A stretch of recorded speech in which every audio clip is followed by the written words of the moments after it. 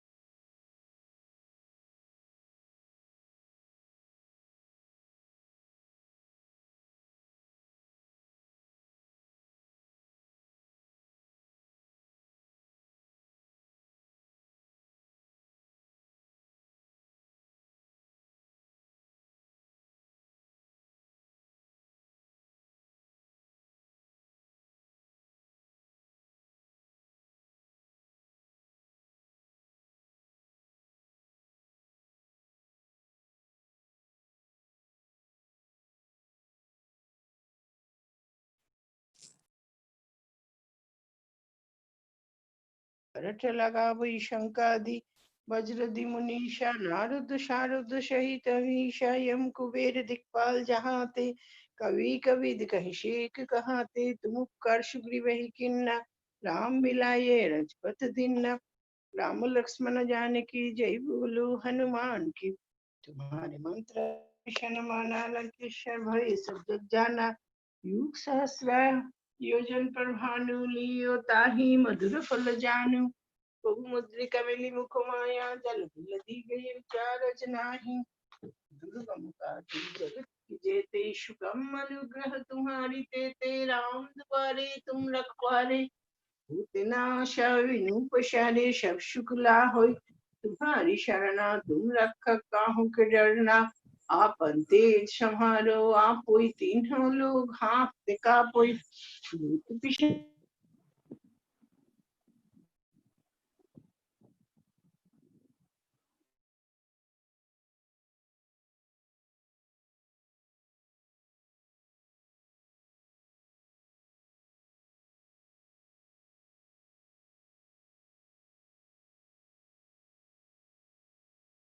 ये आया नहीं होगा।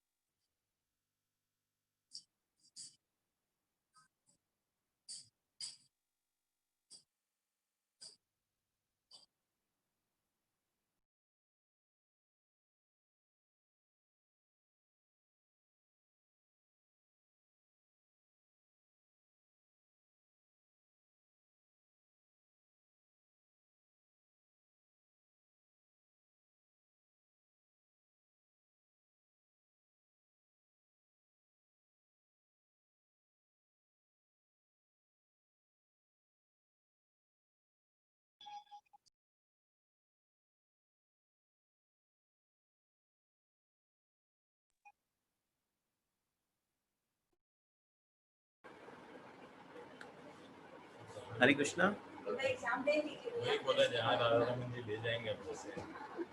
हरे कृष्णा प्रभु जी। हरे कृष्णा। हरे कृष्णा प्रभु। हरे कृष्ण प्रभु जी। हरे कृष्णा। हरे कृष्ण प्रभु लाडरू। जी। हरे कृष्ण प्रभु जी। हरे कृष्णा। हरे कृष्ण प्रभु जी। हरे कृष्णा प्रभु जी। लाडरू, हाँ प्रभु जी। आवाज आ रही है मेरी? हाँ प्रभु जी।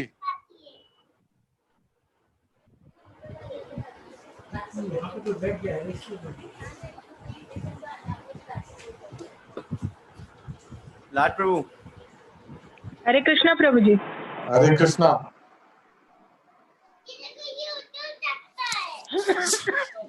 हरे कृष्णा प्रभु जी। आवाज आ रही है मेरी? हाँ आ रही प्रभु जी। हरे कृष्णा। आ रही है। मेरे को आवाज नहीं आ रही। हाँ आ रही प्रभु जी।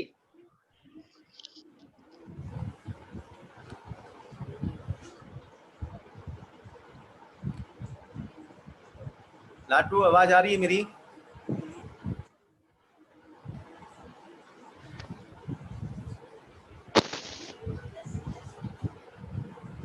आपकी आवाज आ रही है, तो आपकी आवाज मेरे को क्यों नहीं आ रही है? क्लियर है? हरे कृष्णा। हरे क्लियर। तो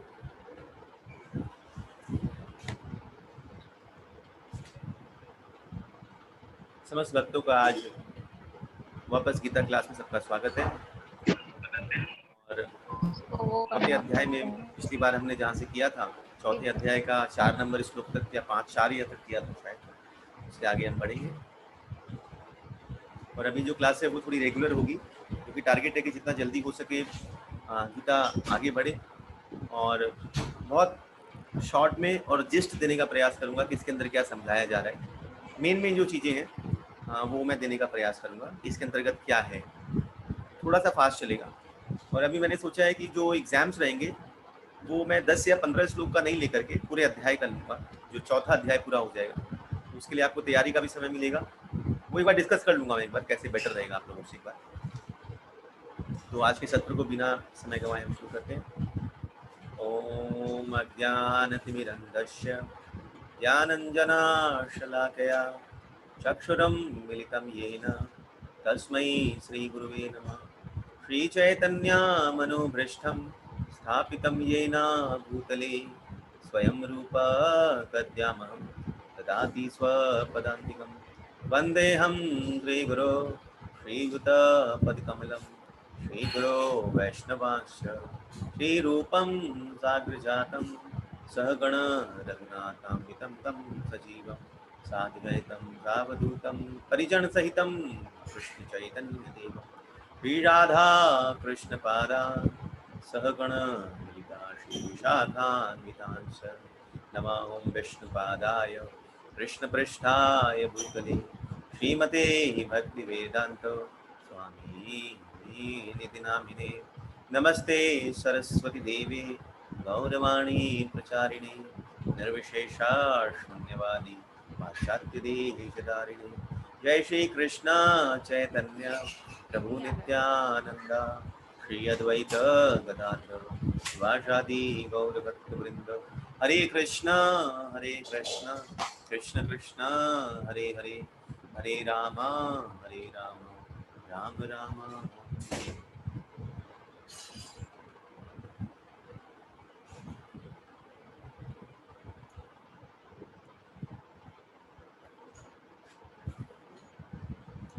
पिछली बार हमने जो श्रवण किया था चौथा अध्याय, और जिसके अंतर्गत में हमने पहले श्लोक से लेकर चौथे श्लोक की चर्चा रखी थी।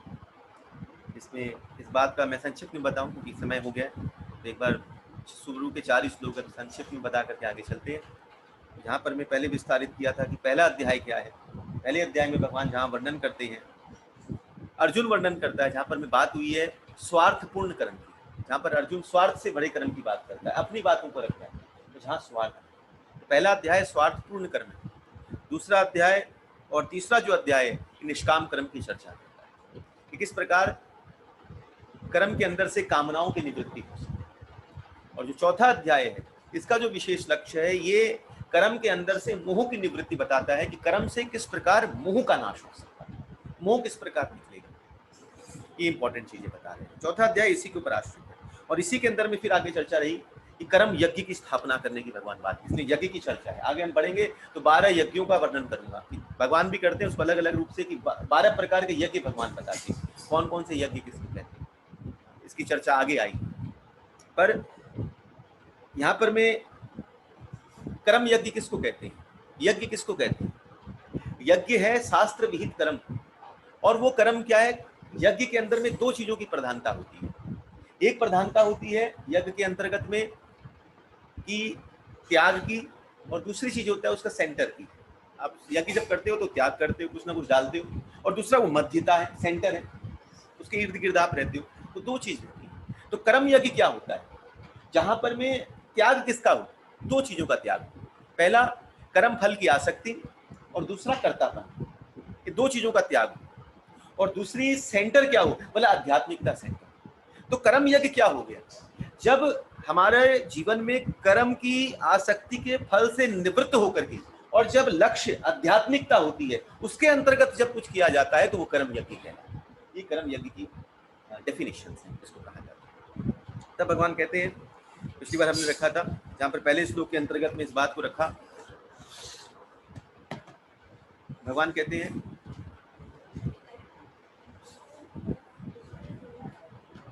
अभी अंधेरा आ रहा है, इसको बंद करोगे तो क्लियर होगा। हाँ, वो लिए लाइट बंद करो, हाँ इसको ही बंद करो, आप लोग दिख रहे हैं ना। तो भगवान कहते हैं इवं विवस्वस्ते योगम प्रोक्ता वयम अभ्यम, पहला श्लोक के अंदर में। तो यहाँ पर भी हमने बात रखी थी कि जीवन में सबसे पहली चीज क्या है, अज्ञानता, अज्ञान, इग्नोरेंस। और इग्नोरेंस कहाँ लेकर के जाता है हमको? और इग्नोरेंस किसको कहते हैं, अज्ञान किसको कहते हैं? जो वस्तु है उसको वैसा ना देखना जैसी वो है, उसको अज्ञान कहते हैं। एज इट इज, जैसे कोई वस्तु आपके पास हो और उसको आप नहीं जानते हो, उसके गुण को, उसके स्वभाव को नहीं जानते हो और अपने हिसाब से उसको देखने का प्रयास कर रहे हो, वो क्या हो गया? आपका इग्नोरेंस है, अज्ञान है। तो अज्ञान कहाँ लेकर के जाता है? अज्ञान कहाँ लेके जाएगा राइट प्रभु? अज्ञान रॉन्ग बिलीफ की तरफ लेकर के जाएगा। अगर आपके जीवन में कोई इग्नोरेंस है तो कहाँ लेकर के जाएगा? It leads to wrong belief. और रॉन्ग बिलीफ कहाँ पर लेकर के जाती है आपको जीवन में? Imaginary problem. आप कुछ ना कुछ इमेजिन करते हो, ये ऐसा होगा, वैसा होगा, ये करेगा। और इमेजिनरी प्रॉब्लम क्या करती है? जीवन में सफरिंग्स को लेकर के आती है, तकलीफ को लेकर के आती है। तो what is the root cause? क्या है हमारे जीवन का? इग्नोरेंस। और इग्नोरेंस का नाश किससे होता है? ज्ञान से, नॉलेज के द्वारा। इसलिए भगवान यहाँ कहते हैं इवं विवस्वस्त योगम प्रोक्ता वहनव्यम विवस्ते प्राण। भगवान ने इस योग विद्या का उपदेश, इस विद्या का उपदेश, तो इस बात को भी हमने रखा था कि विद्या कितनी प्रकार की होती है। विद्या कितनी प्रकार की है? 2 प्रकार की विद्याओं का वर्णन किया था। पहली विद्या है सापेक्ष, उसको बोलते हैं रिलेटिव नॉलेज, और दूसरा है एब्सोल्यूट नॉलेज, इसको कहा जाता है पूर्ण ज्ञान। ये 2 प्रकार के नॉलेज की बात करी थी। तो सापेक्ष ज्ञान या रिलेटिव नॉलेज किसको कहते हैं? हाँ, जैसे आज हम शरीर पर हैं, हमको धन चाहिए। धन कौन सा? इसके लिए जो हम ज्ञान लेते हैं, मटेरियल जो नॉलेज ले रहे हैं, हम स्कूल में जाकर के पढ़ाई कर रहे हैं, ये किसके लिए है? ये सापेक्ष ज्ञान है। हमने ये सब्जेक्ट्स लिया, हमने ये सब्जेक्ट्स आपके सामने, आपको मनपसंद से एक सब्जेक्ट आपने उठाया, उस पर आप आगे बढ़ रहे हो, ये सापेक्ष ज्ञान है। क्योंकि अपने स्वार्थ के अनुसार, अपनी इच्छा के अनुसार, सिचुएशन के अनुसार से जो ज्ञान लिया जाता है, और वो जो ज्ञान आपको थोड़ा मोड़ा तृप्त करता है क्षण भर के लिए, जब विनाश होना है उसका, तो वो जो ज्ञान है वो कहा जाता है सापेक्ष ज्ञान। तो वो शरीर पर आधारित भी हो सकता है, मन पर भी हो सकता है, बुद्धि पर भी हो सकता है। मतलब ये ज्ञान जहां पर संतुष्टता आपको मिलती है। कोई समझ लीजिए मानसिक स्तर का व्यक्ति है जो मन से सोचता हो, उसको मानसिक ज्ञान दे दिया जाए तो वो क्या होता है? वो सेटिस्फाई होता है। जो शरीर में फंसा हुआ है उसको शारीरिक ज्ञान दिया जाए तो वहां वो सेटिस्फाई फील करता है। जो बुद्धि के इंटेलेक्चुअल्स लोग हैं उनसे इंटेलेक्चुअल बात की जाए तब उसको सेटिस्फैक्शन मिलता है। तो ये ज्ञान कौन सा हुआ? सापेक्ष ज्ञान, रिलेटिव नॉलेज हुआ, जो सिचुएशंस के अनुसार आती है। और दूसरा ज्ञान है वो क्या है? पूर्ण ज्ञान। पूर्ण ज्ञान क्या है? वो सिचुएशन के हिसाब से नहीं। पूर्ण ज्ञान क्या करता है? आपके जीवन में प्रकाश लेकर के आता है, लाइट लेकर के आता है, जो आपको बताता है कि आप रियल में हैं कौन और आपको जीवन में करना क्या है, रियलिटी को जो लेकर के आता है।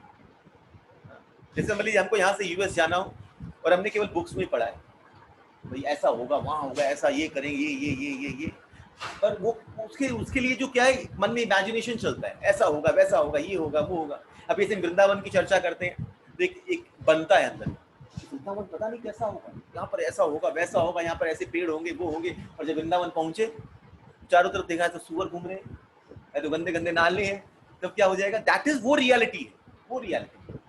ये जो पहले हमने सुन लिया, जो पहले हमने क्या किया? सुन करके इमेजिन कर लिया, उसी इज नॉट रियलिटी। तो रियल नॉलेज जो आपको जीवन में प्रकाश देता है, जो ज्ञान देता है, जो आपको ये बताता है कि हम कौन हैं और हमको क्या है। जैसे एग्जांपल मैंने दिया था पिछली बार भी, एक आदमी था और जा रहा था और रस्सी थी वहां पड़ी हुई, और रस्सी को स्पर्श किया और अंधेरा था तो उसको क्या लगा? सांप है। डर गया, अंदर भय पैदा हुआ, पसीने छूट गए, सांस ऊपर नीचे हो गई, लगा अब तो मरा। और किस छुआ तो उसको ऐसा लगा कुछ चुभा तो लगा सांप ने डस भी लिया, हालत बिगड़ गई। होगी कि नहीं होगी? ये क्या हो गया? इग्नोरेंस है। इग्नोरेंस में क्या हो गया? उसको प्रॉब्लम क्या हुई? Wrong belief. रॉन्ग बिलीफ क्या कर दी? Imaginary problem. अब उसको लग रहा है काट लिया और अंदर जहर फैल रहा है। हो जाता है ना कई बार, भाई कुछ भी हमारे जीवन में हो जाए, घटना घटे तो हमको लगता है सांस रुक गई और पता नहीं क्या क्या हो गया, 2 बार छींक आ जाए तो भी लगे कोरोना ही आ गया। Imaginary problem. तो ये क्या करती है? जीवन में तकलीफ देती है। परंतु तुरंत एक कोई आया और उसने टॉर्च मारा। टॉर्च क्या है? प्रकाश। अरे ये तो रस्सी है। जैसे ही रस्सी देखा क्या हो गया? इग्नोरेंस कहाँ गया? नॉलेज पे आया। और नॉलेज जैसे आया तो क्या हो गया? रॉन्ग बिलीफ खत्म हुआ। रॉन्ग बिलीफ खत्म हुआ तो क्या हो गया? इमेजिनरी सफरिंग खत्म हो गई, प्रॉब्लम खत्म हो गई, वो सही जगह करके बैठ गया। दैट इज, ये जो नॉलेज है, ये ज्ञान जो है, ये वो नॉलेज है जो आपको अंदर से प्रकाशित करके बताता है कि हमारे अंदर जो भी चीजें, हमारा लक्ष्य क्या है, हमको क्या करना है और क्या नहीं करना है, कैसे करना है, ये सारा एब्सोल्यूट नॉलेज है। तो भगवान इसी बात की यहाँ चर्चा करते हैं। इस अमर योग विद्या, इस प्रकाश का नाश नहीं होता है, इसलिए अमर कहलाता है। बाकी मटेरियल नॉलेज जो भी है इसका नाश है, पर अमर विद्या आध्यात्मिक प्रकाश का नाश कभी भी नहीं हो सकता। अगर आपने माला झोली होकर एक बार बोला हरे कृष्णा, तो इस कृष्ण का जो आपने मुंह से नाम लिया इसका नाश नहीं हो सकता, कभी भी नहीं हो सकता। अमर योग विद्या ही तो ये सारा ज्ञान जो भगवान देते हैं कि तू कौन है, जो आत्मा से और परमात्मा के बीच की जो चर्चा है, जो ज्ञान है कि मैं कौन हूं और मेरा कौन है, और उस मेरे से कैसे हम उस मेरे को कैसे प्राप्त कर सकते हैं, उनसे एक संबंध बना सकते हैं, वो जो नॉलेज है दैट इज कंप्लीट नॉलेज। वो कंप्लीट पूर्णता पर आना। जैसे अगर मटेरियल पॉइंट ऑफ व्यू से समझे तो एक लड़की है जिसका विवाह नहीं हुआ, अब वो इमेजिन करे मेरा पति कैसा होगा, ऐसा भी हो सकता है वैसा भी हो सकता है। तो ये जो वो अलग अलग जगह देख करके, या लड़का हो जो अलग अलग लड़कियों को देख करके अपने इमेजिन बनाए कि ऐसा होगा वो होगा, वो जो नॉलेज है वो क्या है, सापेक्ष है। अपनी इच्छा के अनुसार इसको देखेगा, हाँ ये मेरे लिए ठीक है, पर फिर नहीं है। परंतु जब उसका विवाह होने लगता है, स्त्री से निर्धारित होकर के विवाह हो जाए, पक्का हो जाए, संबंध बन जाए, तब उस पर आकर के केंद्रित होता है, दैट इज कंप्लीट हो गया। अब वहां पर में उसका सब कुछ कंप्लीट होता है, जहां पर संबंध बन जाता है देन कंप्लीट होता है। तो वैसे ही जो ज्ञान आपका परमात्मा से एक संबंध स्थापित करता है, ये भी बताता है मैं कौन हूं और मेरा कौन है, फिर उसे संबंध कैसे स्थापित हो सकता है, इसी को पूर्ण ज्ञान कहते हैं। इसी को कहते हैं तीन चीजों का संबंध, अभिधेय और प्रयोजन। ये तीन चीजें, संबंध होना, फिर अभिधेय होना, फिर प्रयोजन। हाँ हाँ बताता। संबंध मतलब जैसे समझ लीजिए, प्रैक्टिकल एग्जांपल से समझाऊंगा तो समझ में आ जाएगा। जैसे विवाह के लिए लड़का लड़की देखा और लड़कों को भी लड़का को भी लड़की पसंद आ गई, उनको भी आ गया, परिवार वालों को भी हो गया, तो अभी क्या हो गया, रोका रोकी, उसको क्या बोलते हैं, हम क्या बोल के संबंध पक्को कर दियो, विवाह नहीं हुआ है। प्रयोजन क्या है, प्रयोजन मतलब लक्ष्य क्या है, शादी, पर अभी शादी नहीं हुआ, अभी क्या हुआ है, इंगेजमेंट, माने संबंध हो गया, इंगेज हो गया, संबंध बन गया। अब आप समझ लीजिए अभी आज है 29 तारीख, आज हुआ नेक संबंध, शादी है नवंबर में। अब इसके बीच में क्या करेंगे आप, हाँ तैयारी किसकी, शादी की तैयारी करेंगे कि नहीं करेंगे। ये जो तैयारी है ये अभिधेय है। तो अभी हमारा क्या है, भगवान से एक संबंध हो, भगवान से हमारा संबंध क्या है, तो ये जो ज्ञान है क्या करता है, संबंध बनाता है। फिर यही ज्ञान हमको अभिधेय, उस संबंध को प्रयोजन में पहुंचाने के लिए अभिधेय देता है, और फिर जाकर के प्रयोजन। तो प्रयोजन क्या है हमारा, भगवान से प्रेम होना, ये हमारा प्रयोजन है। और संबंध क्या है, हम कृष्ण दास हैं, ये संबंध स्थापित हुआ, ठीक है। और फिर अभिधेय क्या है, अभिधेय क्या है, कैसे सेवा करना, हरे कृष्णा, भगवान की अर्चन वंदन जो ये कर रहे हैं, क्या कर रहे हैं, उस प्रयोजन को प्राप्त करने की तैयारी। समझ गए बात। तो ये संबंध, अभिधेय और प्रयोजन, तो ये जो ज्ञान संबंध, अभिधेय, प्रयोजन से पूर्ण आधारित रहता है, वही ज्ञान पूर्ण ज्ञान कहलाता है, जो जीवन में प्रकाशित करता है, जो जीवन में सही दिशा देता है। ये कहते हैं, ये क्लियर है। तो फिर भगवान इसमें बात में आते हैं और भगवान कहते हैं, आगे वाले श्लोक में भगवान कहते हैं, इस प्रकार ये परम विज्ञान गुरु परंपरा द्वारा प्राप्त किया गया, और राजहर्षियों ने इसे विधि से समझा, किंतु कालक्रम से परंपरा छिन्न हो गई। तो पहली बात आ जाती है कि ज्ञान कैसे आता है, कैसे आता है, कृष्ण के द्वारा, भगवान दे रहे हैं, तो ये ज्ञान मिला भगवान के द्वारा। अच्छा, और हमारे पास कैसे पहुंचेगा, कैसे प्राप्त होगा, परंपरा के द्वारा। दूसरे श्लोक में भगवान कहते हैं, एवं परंपरा प्राप्तम, परंपरा के द्वारा हमको प्राप्त होता है। लिखा ना, इस प्रकार यह परम विज्ञान गुरु परंपरा द्वारा प्राप्त किया गया। तो देने वाले कृष्ण, हमको किस प्रकार मिलेगा, परंपरा के द्वारा। अच्छा, इसको समझ कौन सकता है, समझ कौन सकता है।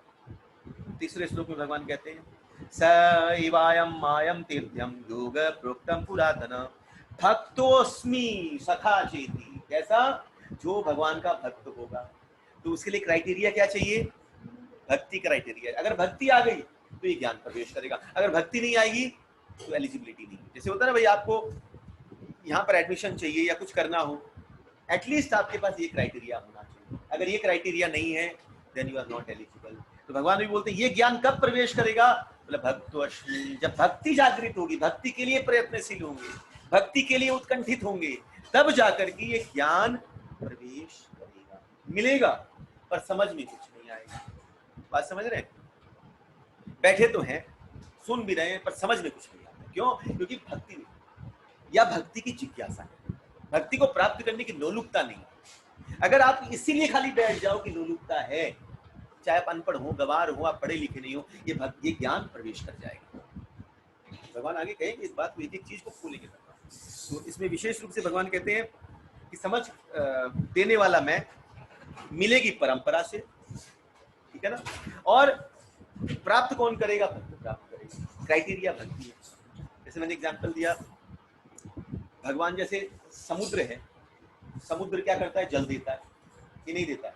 समुद्र से ही जल है, और जल क्या करता है? यही भाप बनता है।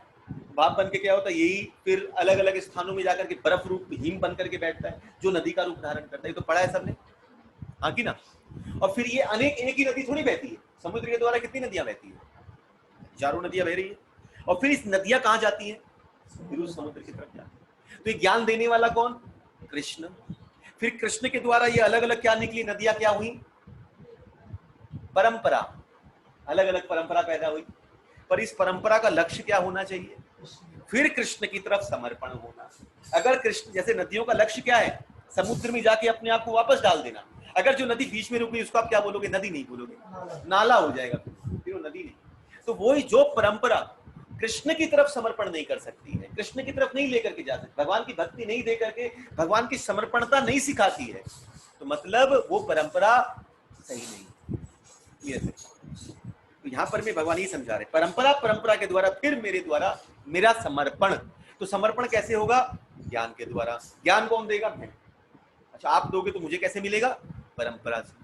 और परंपरा फिर मैं क्या करूं? बोले इस ज्ञान को भक्ति के रूप में ग्रहण करूं, और ग्रहण करके क्या करो? फिर मुझे समर्पित करो। समझ रहे बात? अब भगवान ही ज्ञान दे रहे हैं, और फिर इस ज्ञान के द्वारा ही भगवान की भक्ति करनी है। तो ये कैसा ज्ञान? वही दे रहे और वही बोलेंगे मेरी भक्ति करो। क्यों कर रहे हैं? क्योंकि हम समर्पण होकर के उनके पास जा सके, ये भगवान ज्ञान करेंगे। अब देखिए दोनों में फर्क क्या है? समुद्र का जल खारा है पर नदी का जल मीठा है, देने वाला वही, पर वो मीठा होकर के आता है। तो भगवान का ये जो गीता का ज्ञान है ना, बड़ा कड़वा कड़वा लगता है सुनने में, लगता है कि समझ में कम आता है, नींद आती है, बहुत हाई लगता है, कड़वा है। परंतु यही जब भक्ति ये अंदर घुस जाए और भक्ति के रूप में जब प्रवाहित हो जाए ना, भक्ति के रूप में जब प्रवाहित हो जाए, मीठी लगने लग जाए। अभी समझ लीजिए हमने 14 दिन राधा रमण जी का उत्सव किया, मजा आया कि नहीं आया? हाँ आया ना। तो ये उत्सव क्यों हो पाया? क्योंकि ये तत्व ज्ञान मिला। ये ज्ञान ने क्या किया? हमारे जीवन में भगवान के प्रति श्रद्धा जागृत कर, और वो श्रद्धा जब इस रूप सेवा के रूप में बही है, तब जीवन में आनंद को प्राप्त कराया। गीता का ज्ञान आनंद नहीं देगा। कभी ऐसा सुना गीता सुनकर के बहुत आनंद आया? नहीं, आनंद नहीं आएगा, ज्ञान प्राप्त। वो ज्ञान से भक्ति बढ़ेगी, और भक्ति क्या करेगी? जीवन में दृढ़ता बढ़ेगी, निष्ठा बढ़ेगी, हमारे जीवन में भगवान के प्रति तत्व सिद्धांत बढ़ेगा, उससे फिर भक्ति आगे बढ़ेगा। तो ये भगवान के द्वारा प्राप्त परंपरा, और परंपरा के लिए कैसे क्राइटेरिया चाहिए? भक्ति चाहिए। अब यहाँ पर मैं चौथे नंबर श्लोक में अर्जुन पूछता है,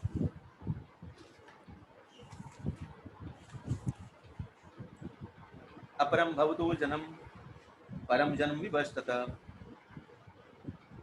कथमेत विजायनियाम वमादो प्रोक्तावनिति। अर्जुन ने कहा, सूर्य विवस्वान आपसे पहले हो चुके हैं, तो फिर मैं कैसे समझूं कि आरंभ में आपने वही ज्ञान, उन्हें इस विद्या का उपदेश किया? ये क्या हो गया? अर्जुन ने क्या पूछा? जिज्ञासा रखी ना, जिज्ञासा। भगवान ये मुझे बताइए, आप बोलते हैं कि आपने ये ज्ञान विवस्वान को दिया, पर विवस्वान तो पहले से है, आप अभी है, तो मैं ये कैसे समझूं मैं इस बात को कि आपने ये ज्ञान उनको दिया? ये क्या किया अर्जुन ने? प्रश्न नहीं किया, अर्जुन ने जिज्ञासा रखी। अगर अर्जुन के अंदर प्रश्न होता ना, तो अर्जुन बोलता मैं नहीं मानता, मैं नहीं मानता इस बात। वो तो अभी भी है, आप नहीं है, ये कैसे पॉसिबल है? पर अर्जुन के अंदर विनम्रता है, जिज्ञासु होकर के पूछता है, भगवान वो तो है, कब से है, आप अभी हैं, तो मैं कैसे समझ रहा हूं? मेरी समझ में नहीं आ रहा है ये। देखिए क्या लिख रहे हैं, तो फिर मैं कैसे समझूं? मतलब आप मुझे समझाइए। अगर तर्क रहेगा तो समझाने की बात नहीं होगी, हाँ कि ना? अगर आप अपना एक पॉइंट रखोगे तो ये नहीं बोलोगे कि आप मुझे समझाइए, मैं कैसे समझूं? जहां जिज्ञासा होगी वहां समझ की बात होगी। अर्जुन यहाँ जिज्ञासा रख रहा है, तो चौथी बात यहाँ खुल गई। पहली बात भगवान देने वाले, दूसरी बात मिलेगी कैसे हमको? परंपरा, तीसरी बात क्या गुण होना चाहिए? भक्ति। और भक्ति कैसे प्राप्त होगी? जिज्ञासा। अगर जिज्ञासा नहीं होगी तो भक्ति की प्राप्ति, ज्ञान की जो है, ज्ञान का प्रवेश तभी हो सकता है जब जीवन में जिज्ञासा हो। बिना जिज्ञासा के प्राप्त नहीं हो सकती है। तो अर्जुन ने क्या रखा इस श्लोक के अंदर में? जिज्ञासा को स्थापित किया। भगवान ये बताइए मुझे कि क्या है, कैसे? इसका निष्कर्ष कहां निकलेगा जाकर के? इसका आंसर क्या होगा?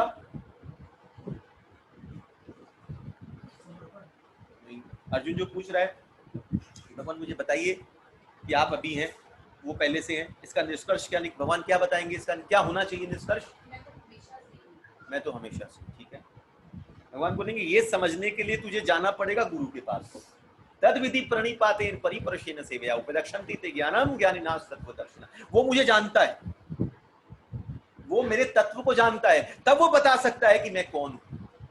मेरे बताने से भी बात तेरी खोपड़ी में कितना घुसेगी पता नहीं। इसलिए भगवान इसी अध्याय में 34 नंबर श्लोक में इस बात को, इसका जवाब 34 भगवान ने समझाया भी है कि आप पढ़ेंगे ना नेक्स्ट श्लोक से भगवान ने यही समझाने का प्रयास किया है कि मैं कौन हूं। बहुनानी में वैतानी जन्मानी च अर्जुन।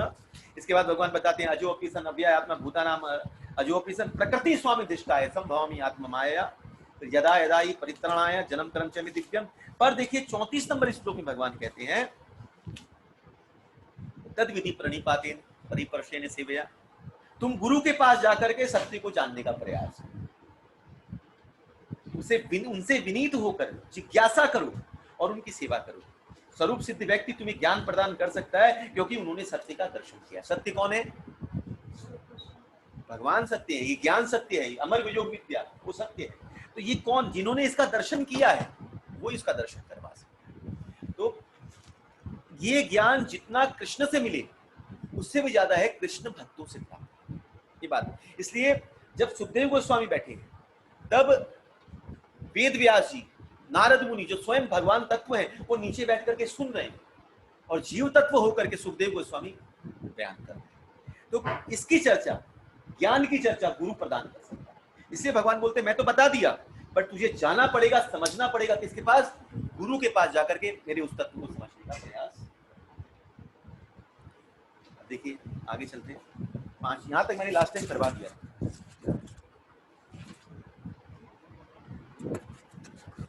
अब भगवान कहते हैं 5वें। अब भगवान बोलते हैं, श्री भगवान वाच बहुनी में व्यतीतानि जन्मानि तव अर्जुन तान्यम वेदम सर्वाणि न त्वं वेद परन्तप। भगवान कहते हैं तुम्हारा तथा मेरे अनेक अनेक जन्म हो चुके हैं अर्जुन, मुझे तो सबका स्मरण है किंतु हे परंतप तुमको उनका स्मरण नहीं रह सकता। भगवान बोलते हैं कि मुझे सब स्मरण है पर तुमको हर कोई चीज का। तो ये भगवान क्या कर रहे हैं? भगवान ने आगे पहले वाले श्लोक में दूसरे अध्याय में भगवान ने क्या कहा था? नत्वे वाहम जातु नाशम नत्वे नेमि जनाधिपा न चेव न भविष्याम सर्वत्वमत ब्रह्म। क्या भगवान कह रहे थे कि ऐसा कभी नहीं हुआ कि तू नहीं रहा हो, मैं नहीं रहा हूं, कि सारे राजा ही नहीं रहे हो। तो अर्जुन के मन में ये आ सकता है कि मैं भी जैसा और वो भी वैसे, एक ही हो गए ना भाई। जैसे आप भी तो बता रहे हो कि तुम भी और हम भी एक, पर भगवान ये इस बात को यहाँ क्लियर करते हैं कि एक तो है पर बहुत बड़ा भेद है। समुद्र के जल से 2 बूंद उठाओगे तो समुद्र का पानी का टेस्ट तो मिलेगा, पर उस लोटे के जल में और समुद्र के जल में बहुत फर्क है कि नहीं है? क्वांटिटी अथाह। तो फर्क क्या है? तो भगवान ये बताते हैं बहुनी में व्यतीतानि जन्मानि च अर्जुनम, तुम और मेरे में फर्क क्या है? तेरे मेरे अनेक जन्म हो चुके हैं अर्जुन, करेक्ट है, परंतु तुझे किसी का स्मरण नहीं हो सकता है। ये नहीं बोला कि तुझे स्मरण नहीं है मतलब किसी और को होगा। भगवान बोलते हैं कि तुमको ये स्मरण नहीं हो सकता है, इट इज नॉट पॉसिबल। और मुझे सबका, खाली अपना ही नहीं, तुम्हारा ही नहीं, जितने भी जीव हैं सबका स्मरण मेरे जीवन के अंदर भी आता है। तो भगवान किस बात का जवाब दे रहे हैं? कौन सी बात का जवाब दे रहे हैं? पहली बात का। पहला बात क्या था? अर्जुन जो पूछता है कि ये ज्ञान आता कैसे? भगवान आपने दिया, आया आपसे, तो ये आप कौन हैं? Who are you? जिनसे ये अमर विद्या का ज्ञान मिला। अब भाई आपके पास एक प्रॉपर नॉलेज आए तो आप उसके सोर्स से पूछोगे नहीं सोर्स कहाँ से आया? आप बोलोगे इस व्यक्ति ने दिया। तो ये व्यक्ति है कौन? आज आपको एक नॉलेज दे रहा है, व्यक्ति है कौन? तो भगवान बोलते हैं ज्ञान मेरे द्वारा आता है, पर आप हैं कौन? अर्जुन यही तो पूछ लिया, उठा लिया कि भगवान आप बोलते सूर्यदेव को दिए, पर आप हैं कौन? तब भगवान इस बात को उठाते हैं कि मैं हूं कौन, ये अब तू जानते। तब भगवान इस बात को आगे करते हैं कि मैं हूं। तो यही ज्ञान आगे पर। अब ये भगवान ज्ञान दे रहे हैं। ज्ञान कैसा होता है ना, जैसे चाकू होता है, चाकू से आप कोई चीज को छीलते हो तो क्या होता है, वो जो चीज होती है व्यर्थ की चीज बाहर निकल जाती है। आप फल छीलते हो तो क्या करते हो, बेकार की चीज बाहर निकलती है और अच्छी चीज निकल जाती है। पेंसिल छीलते हो आप तो बेकार का ऊपर का जो डस्ट है, जो चीजें निकल अंदर से वो आप निकल जाती है। तो वैसे ही ज्ञान क्या करता है हमारे जीवन से, चाकू की तरह, जो हमारे अंदर से क्या निकालता है, क्या निकालता है, क्या चीज को छील करके फेंकता है हमारे अंदर से, नहीं, रॉन्ग बिलीफ, अज्ञान को निकालता है।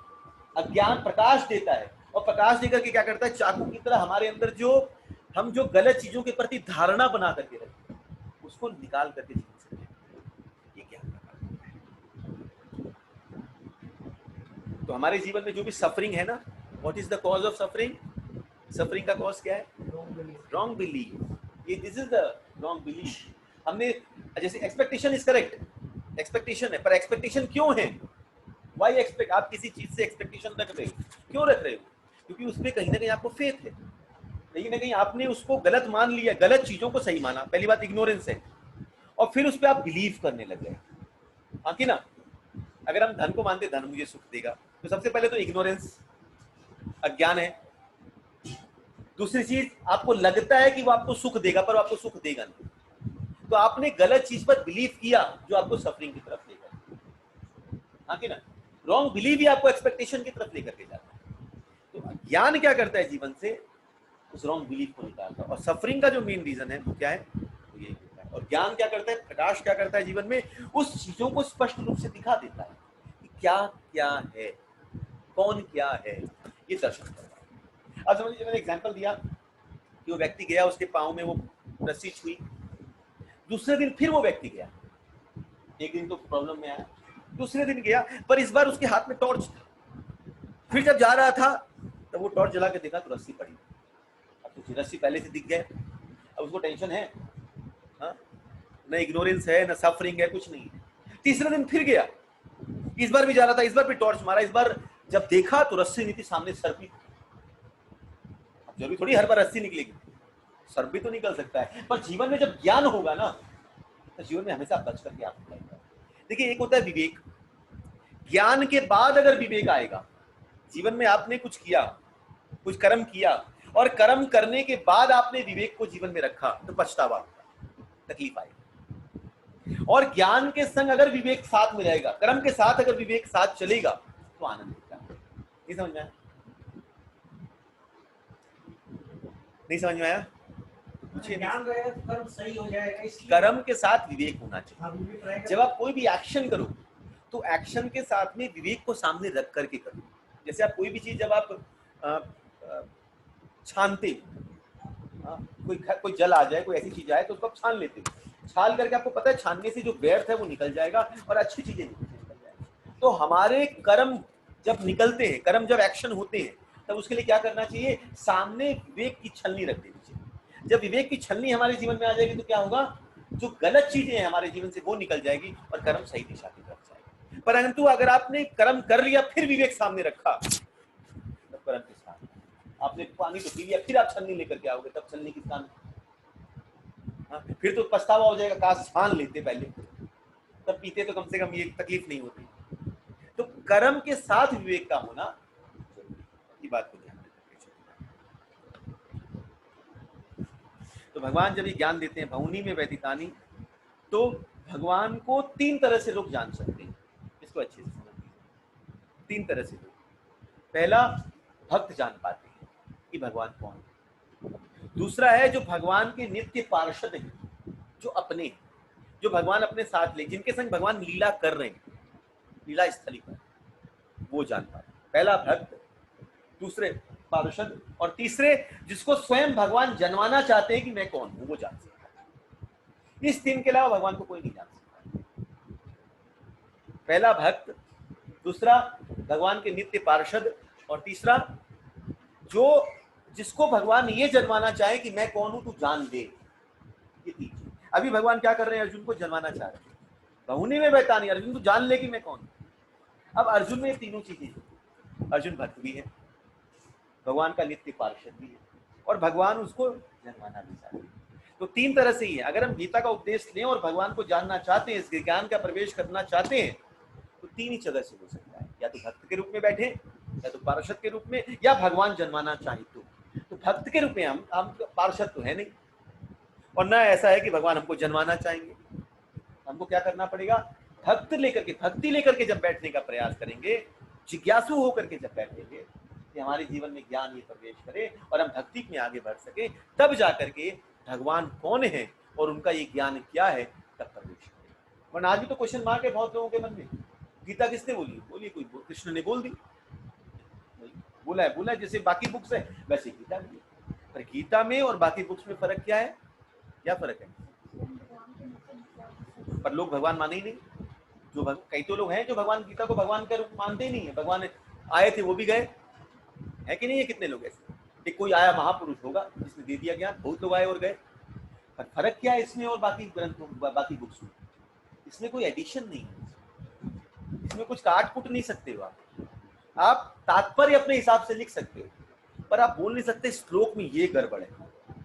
इस श्लोक में आप क्या करें, 700 श्लोक है, इसमें से 3 हटा देते, ये सही नहीं है। आज के सिचुएशन के हिसाब से ये 3 श्लोक काम नहीं करते। ऐसा कर सकते हैं गीता से? इसलिए इस ग्रंथ को अपौरुषेय कहा जाता है, जो भगवान के पुरुष के द्वारा नहीं है, भगवान के द्वारा है। ये भगवान एक्सप्लेन करना चाहते, बताना चाहते, जनवाना चाहते हैं। पर ये जान कौन सकता है? जो भक्त होता है। भगवान ये बात कहते हैं, ई मौनी में व्यतीतानि जन्मानि च अर्जुनम तान्यम वेदम सर्वाणि न तत्म वेदम। तुझे सब चीज का स्मरण नहीं रह सकता है अर्जुन, तुझे हर चीज का। ये पहला डिफरेंस भगवान बताते हैं कि तेरे में और मेरे में। हमको तो ये नहीं पता कल हमने क्या खाया, क्या पिया, कल हम क्या कर रहे थे, कुछ भी याद नहीं है, कुछ भी याद नहीं रहता है। छोटी छोटी चीजें हम भूलते हैं, चाबी रख करके भूल गए, होता है। रुमाल रख करके कहीं गए तो वहां चाबी भूल गए, कहीं गए तो वहां रुमाल भूल गए, छतरी भूल गए। भूलते हैं कि नहीं भूलते? कई चीजें। एक बार तो एक जन बता रहे ट्रेन में गए, अपने उसका बच्चा ऊपर रह गया, ऊपर वाली सीट उतर गई, तो वो जो पैसेंजर था साथ में, तेरा बच्चा, ओ मेरा बच्चा, अब ये बच्चा छोड़ के उतर गया। क्यों, क्या क्या चीज छोड़ दे पता ही नहीं चलता। तो ये जीवन में कि हमारे अंदर क्या है, स्मरण शक्ति की लिमिट पर ये स्मरण शक्ति देने वाले भी कौन है? भगवान 15वें अध्याय में इस बात को बोलते हैं, सर्वस्य शाहम हृदय सन्निविष्टो मत स्मृति ज्ञानम अपना। मैं स्मृति देता हूँ और नहीं। भगवान ये पहला गुण बताते हैं कि तेरे में और मेरे में फर्क क्या है। तू जिस दृष्टि से जिज्ञासा कर रहा है, तू सोच रहा है कि वो और मैं एक ही दशा में है, नहीं, वो अलग है और मैं कुछ अलग है। आगे 6ठे श्लोक में भगवान कहते हैं, अजो अपि सन् अव्ययात्मा भूतानां ईश्वरोऽपि प्रकृति स्वामी दृष्टाय संभवामि आत्माया। भगवान कहते हैं यद्यपि मैं अजन्मा, अज इस्तेमाल देखिएगा यहाँ पर मैं 5 शब्दों का बहुत विशेष इस्तेमाल किया। अज, अजो अपि, अज, सन अव्यय आत्मा, अव्यय, भूतानाम ईश्वरो अपि सम, ईश्वर तीसरा, प्रकृतिम चौथा, और स्वामी दृष्टाय संभवामि आत्ममाया, आत्ममाया। ये 5 शब्दों का भगवान ने विशेष इस्तेमाल किया है। और उसमें जो 3 शब्द हैं, अज, बहुत ध्यान से, अज, अव्यय और ईश्वर, इस 3 चीजों पर भगवान ने अपने गुण को विस्तारित किया है कि मेरा गुण में मैं कैसा हूं ये जाना। अज मतलब मेरा जन्म नहीं होता है अर्जुन। ये भगवान ने डिफरेंशिएट किया किसमें? जीव में। पहला डिफरेंस क्या है? स्मरण की बात करी। दूसरी बात भगवान बोलते हैं तेरे में और मेरे में फर्क क्या है? अज हूं, अजन्मा हूं, तेरा जन्म है, मेरा जन्म नहीं होता है। भगवान कृष्ण का जन्म हुआ क्या? अभी जन्माष्टमी तो बना रहे, परंतु जब आए तो कैसे आए? चतुर्भुज धारण करके आए। सोचिए आप, पहले को थोड़ी ना कि देवकी मैया के गर्भ से निकले हैं। देवकी मैया के सामने स्वयं भगवान मुकुंद आके खड़े हुए और चतुर्भुज, सर पे मुकुट, शंख चक्र गदा पद्म लेकर के खड़े, हाथ जोड़ करके देवकी मैया और वासुदेव जी बैठे। सोच के देखिए, पुत्र पैदा होगा, 2 हाथ में खिलौने हो, मोबाइल हो, और वो लेके पैदा हो जाए, टोपी ओपी लगा करके, कैसा लगेगा आपको? डर जाएंगे हमारा बच्चा हुआ है कि क्या हुआ है? वही भगवान पैदा, तब देख करके हाथ जोड़ ले, भगवान आप इस तरह आएंगे? अगर आप इस तरह आएंगे तो बच्चे नहीं मान पाएंगे, हमको भगवान समझ के पूजा करेंगे आप। तो भगवान बोले बताने आया। तो भगवान उसी समय क्या कि भागवत में वर्णन है, वही उस स्वरूप से क्या किए, वसुदेव जी के हृदय में घुसे और वसुदेव जी के हृदय से देवकी मैया के गर्भ में प्रवेश। ये अपनी अजन्मा है, फिर भी जन्म ले रहे हैं। यही भगवान कह रहे हैं, देखिएगा इस श्लोक को बहुत अच्छे से। यद्यपि मैं अजन्मा हूं, अविनाशी हूं और समस्त जीवों का स्वामी हूं, फिर भी प्रत्येक युग में अपने अपने दिव्य रूप में प्रकट होता हूं मैं। हम प्रकट नहीं होते हैं, हम क्या होते हैं? हम बद्ध हैं। हमको पता है कि हम कहां जन्म लेंगे अगली बार, कौन सी योनि में जाएंगे, सुअर की योनि की, कुत्ते की योनि की, कौवे की योनि की, मनुष्य योनि की, देवता की योनि, कुछ पता नहीं। भगवान अजन्मा है पर फिर भी जन्म लेते हैं। पहला कारण, पहला लक्षण क्या बताया भगवान ने अपना? अजन्मा, अज। दूसरा गुण क्या बताया? अव्यय। अव्यय मतलब अविनाशी। और हम क्या है? प्रति क्षण हमारा नाश हो रहा है, नाशवान। भगवान के जो उम्र है, जो भगवान ने गीता बोली, भगवान की उम्र कितनी है?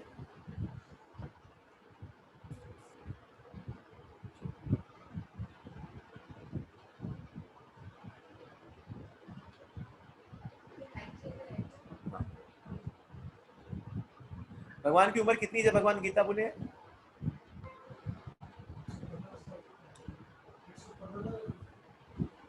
85-90 के आसपास है। ये रहे, कौन से एंगल से 85-90 के लगते हैं आपको? लग रहे हैं आपको? कोई एंगल से नहीं है भगवान। मनुष्यों में, जीवों में सबसे ऊपर कौन है?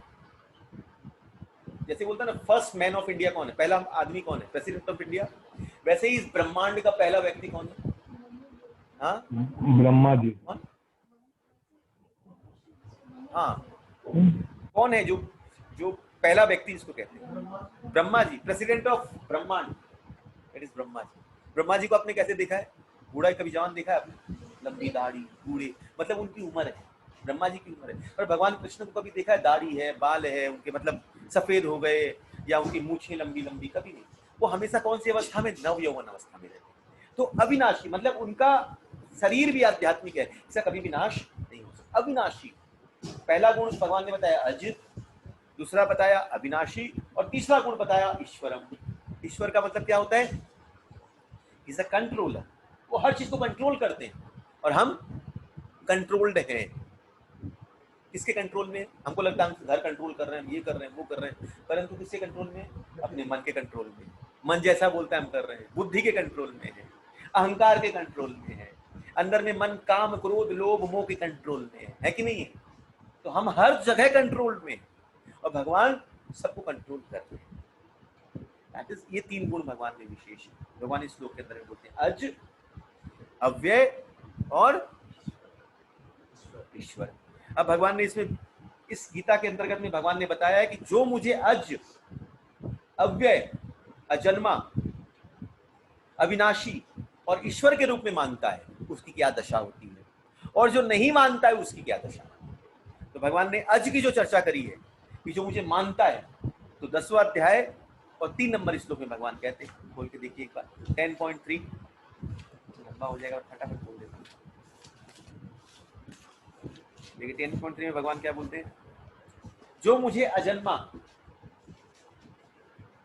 है ना, खुल लिया? अच्छा, वो दूसरा वाला। जो मुझे अजन्मा, अनादि, समस्त लोगों का स्वामी के रूप में जानता है, मनुष्यों में केवल वही मोह रहित और समस्त पापों से मुक्त होता है। तो भगवान बोलते जो मुझे अज मान लेगा वो क्या होगा? पापों से मुक्त हो जाएगा। अच्छा, भगवान अगर जो नहीं मानेगा, अज जो नहीं, आपने बोल दिया जो अज मानता है उसको ये दशा होती है, पर जो अज न माने तो 7वां अध्याय 25 नंबर।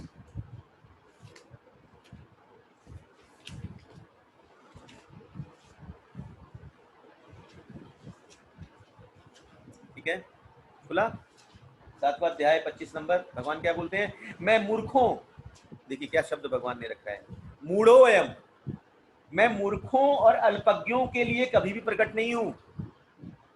उनके लिए तो मैं अपनी अंतरंगा शक्ति द्वारा आच्छादित रहता हूं, मैं अपने आप को ढक के रखता हूं। अतः वे ये नहीं जान पाते कि मैं अजन्मा और अविनाशी। वो नहीं समझ पाते हैं कि मैं अजन्मा। वो मुझे क्या मानते हैं कि मैं एक साधारण व्यक्ति की तरह आया हूं और चला जाऊंगा। वो कौन है? बोले मूर्ख और अल्पज्ञ। भगवान अज की जो चर्चा कर रहे हैं कि जो करेंगे वो क्या पहुंचेंगे, जो नहीं है वो कौन है? बोले मूर्ख और अल्पज्ञ हैं, तो इस संसार में फंसते चले जाएंगे। अब दूसरी बात अव्यय, अविनाशी की बात। तो जो अव्यय रूप में मानते हैं, नहीं मानते पहले पकड़ते हैं, जो नहीं मानेंगे उनकी क्या दशा होगी? तो 7वां अध्याय इसी में 24 नंबर श्लोक, इसके पहले वाला श्लोक। बोला क्या लिखा है, बुद्धिहीन मनुष्य मुझको ठीक से न जानने के कारण सोचते हैं कि पहले मैं निराकार था और अब मैं इस स्वरूप को धारण किया है। वे अपने अल्प ज्ञान के कारण मेरी अविनाशी और सर्वोच्च प्रकृति को नहीं जानता। कौन है वो? बुद्धिहीन मनुष्य, जिसके पास बुद्धि नहीं है, वो मुझे अविनाशी के रूप में ग्रहण नहीं करता। वो मुझे सोचते पहले निराकार था, कोई रूप नहीं था, अब आ गया है रूप बनाकर। भगवान बोलते हमेशा मैं रूपवान ही था। अविनाशी तो मेरा एक लक्षण है, गुण है, अविनाशी के रूप में भी आ जाता हूं। भाई भगवान में अगर हम बोले भगवान अविनाशी नहीं हो सकते हैं तो मतलब भगवान में कमी है कि नहीं है? हाँ कि ना? कोई चीज कंप्लीट कब हो सकती है? जब उसमें सब कुछ हो। अगर एक भी चीज मिसिंग है मतलब वो कंप्लीट नहीं। तो हम बोले भगवान अविनाशी नहीं है या भगवान निर्गुण नहीं है, निराकार नहीं है, तो क्या होगा? मतलब कमी हो गई। तो भगवान निराकार रूप में भी आ सकते हैं, इससे ब्रह्म रूप में भगवान आते हैं, तो ब्रह्म ही एक्चुअल नहीं है, एक्चुअल तो वो है, पर ब्रह्म रूप में भी आ जाते हैं। भगवान बोलते हैं बुद्धिहीन व्यक्ति मुझे सोचते हैं पहले मैं निराकार था, अभी मैं आकार रूप में आ गया। भगवान बोलते वैसा नहीं है। और भगवान बोलते हैं जो मुझे अविनाशी रूप में जानता है उसकी दशा क्या होती है? तो 9वां अध्याय 13 नंबर श्लोक।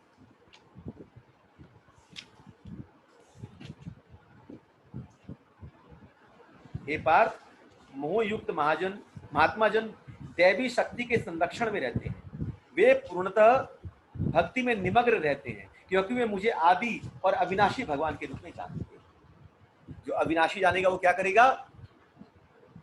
पढ़िए कि श्लोक इंपॉर्टेंट है। मोहयुक्त, भगवान हर जगह दोनों श्लोक में क्या बात की है? वो मोह से विमुक्त हो जाता है, मोह निकल जाता है। कौन सा? जो मुझे अज और अव्यय के रूप में जान पाता है। देखिए पढ़िए इसको वापस। मोहयुक्त महात्मा जन दैवी प्रकृति के संरक्षण में रहते हैं। वे पूर्णतः भक्ति में निमग्न रहते हैं, भक्ति करते हैं, निमग्न रहेंगे क्योंकि वे मुझे आदि और अविनाशी भगवान के रूप में जानते हैं। तो क्या करते हैं? जो जानेगा वो मेरी भक्ति करने के लिए तत्पर हो जाएगा। और तीसरा भगवान बताते हैं क्या? ईश्वरता का गुण। जानना और मानना तो वो अलग-अलग। जानना तो जब रियलाइज हो गया तब जानना होगा। अभी अपन जो बिलीव में कर रहे हैं वो तो मानना में हो गया। बिलीफ एक होता है मानना, मानना में कहीं ना कहीं बिलीफ होता है, विश्वास की कमी है। ये आज आप कुछ भी करके मान करके भी कर रहे हो, एक मान करके कर रहे हो तो मानने में लेट भी कर रहे हो, तो लेट में बिलीव है कि नहीं? अब बोलते मैं इनको मानता हूँ, मान रहा हूँ, चलो माना, तो माना में कहीं बिलीफ तो आया। मैं मानता हूँ कि आप मेरे पिता हैं, कहीं पर एक बिलीफ तो है कि ये मेरे हैं, तभी तो मानने के बाद फिर जानना अलग बात हो जाती है। पर मानना कम से कम शुरुआत हो जाती है। एक कहीं ना कहीं खूंटा अटकता है, अटक गया कि आपने कहीं अटकाया, ये है मानना। मानना, मानने से शुरुआत हो जाए।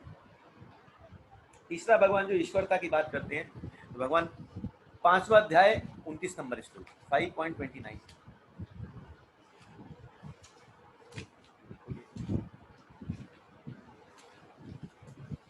भगवान क्या बोलते हैं? भोक्ताराम यज्ञ तपसा सर्वलोक महेश्वरम सुहृदम सर्वभूतानाम ज्ञात्वा मां शांतिमर्षति। मुझे समस्त यज्ञों और तपस्याओं का परम भोक्ता, समस्त लोकों और देवताओं का परमेश्वर एवं समस्त जीवों का उपकारी और हितैषी जानकर मेरी भावना में पूर्ण पुरुष भौतिक दुखों से शांति लाभ करता है। तो जो मुझे ईश्वर मान लेता है, जो मुझे मान लेता है कि I am the supreme controller, परमात्मा मानता है, लिखा है ना सर्वलोक महेश्वरम, जो मुझे मान लेता है कि I am the top most ईश्वर, वो क्या करता है? जीवन में शांति व्याप्त करता है, उसके जीवन में शांति आकर के बैठता है। और जो नहीं माने तो 9वां अध्याय 11 नंबर 9.11।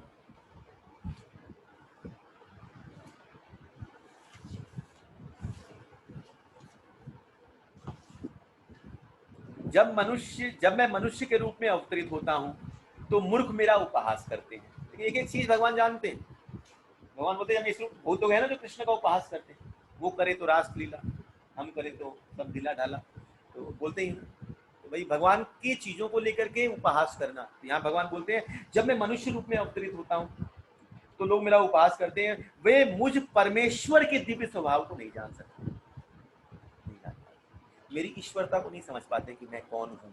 वो क्या करते हैं? उपहास करते हैं। तो ऐसे लोग जो है बुद्धि, भगवान बार बार क्या इस्तेमाल कर रहे हैं? बुद्धिहीन, अल्पयज्ञ, मूर्ख, उनका दशा क्या होती है? वो संसार रूपी भाव सागर में फंसे रहते हैं और 84 लाख योनियों में चक्कर लगाते हैं। तो ये 3 चीजों को भगवान का जानना, अज, अव्यय, ये भगवान का 3 विशेष गुण भगवान अर्जुन को समझा रहे हैं कि जो गुण तेरे में नहीं है, और मेरे कारण ही आत्मा में ये गुण, आत्मा में भी गुण है, आत्मा भी अजय है, आत्मा भी अविनाशी है, अजन्मा है, अविनाशी है और कंट्रोल करता है। ये 3 चीजें हैं आत्मा में। आत्मा भी तो शरीर को, आत्मा नहीं हो तो शरीर काम ही नहीं करे, कंट्रोल कर ही रहा है कहीं ना कहीं से। पर ये 3 गुण भगवान के हैं, भगवान का ये आत्मा अंश है, इसलिए आत्मा में ये गुण। आत्मा के अंदर स्वाभाविक ये गुण नहीं है, क्योंकि कृष्ण का अंश है। भगवान कहेंगे गीता में, जीवांश, जीव मेरा अंश है, ये अंश है बोल करके ये क्वालिटी जीव में भी है। कौन सी क्वालिटी? अज, अव्यय और ईश्वरता, ये क्वालिटी। चेतना पूरे शरीर में व्याप्त है, शरीर में, हृदय में और आत्मा है, तब हम लोग की चेतना वहाँ पे क्यों नहीं टच करके उससे एक हो पाती है? इससे एक होता है आत्मा से। हम लोग को तो आत्मा के गुणों को प्राप्त करना है। आत्मा के गुणों से, आत्मा से तो एक होना है पहले। आत्मा तो हम ही हैं। हम लोग तो अपना हैंड में शरीर मान के बैठ गए हैं। पर ये तो ज्ञान देगा ना, ज्ञानी तो बताएगा कि हम कौन हैं। हमारे ऊपर में पर्दा पड़ा हुआ है, ये भगवान ने हमने 3रे अध्याय में पढ़ा। क्या पर्दा पड़ा है? कामना का। भगवान बोलते दुर्जय काम को जीत अर्जुन। ये पर्दा जब तक नहीं हटेगा तब तक तू अपना स्वरूप ही नहीं देख पाएगा। इसे भगवान देखिए 3रे अध्याय के अंत में कहते हैं कि पदार्थ, पदार्थ से बड़ा इंद्रियां, इंद्रियों से बड़ा मन, मन से बड़ी बुद्धि, बुद्धि से बड़ा अहंकार, अहंकार से बड़ी आत्मा। ये भगवान दे रहे हैं। पर यहाँ पर में क्या पर्दा पड़ गया है? पर्दा पड़ने के कारण क्या हम ये तो देख पाते हैं, पर वो चीज को हम देख नहीं पाते। तो कामना दुर्जय शत्रु, इसलिए भगवान बोलते काम को जीत। काम को जीतेगा तब तो वो अंदर प्रवेश कर सकता है, वरना। तो चेतना तो है, पर चेतना के साथ में वो विवेक नहीं है। जब ये आत्मा इस शरीर में प्रवेश करती है तब क्या होता है? इस शरीर में अहंकार जो है, मन बुद्धि अहंकार का सूक्ष्म शरीर है कि नहीं? पहले वो शरीर, उसके बाद ये स्थूल शरीर। तो जब ये मन बुद्धि अहंकार का शरीर रहता है तो ये अहंकार क्या करता है? इस शरीर में ला करके क्या करता है कि आई एम सोल की जगह, आई एम सर्वेंट की जगह ये बोलता है I am body, I am boy, I am a girl. ये कौन बोलता है? ये अहंकार बोलता है। इसलिए जब हमारे स्त्रीत्व को, जैसे आज कोई बोलते स्त्रियां ऐसी है, तो क्या होगा? आप लोग खड़े हो जाएंगे, हमारे लिए क्यों बोल दिया? क्यों खड़े हो जाएंगे? क्योंकि अपने आप को क्या समझ रहे हैं? अगर कोई बोले आत्मा ऐसी, आत्मा को 10 गाली देने आपको फर्क पड़ेगा?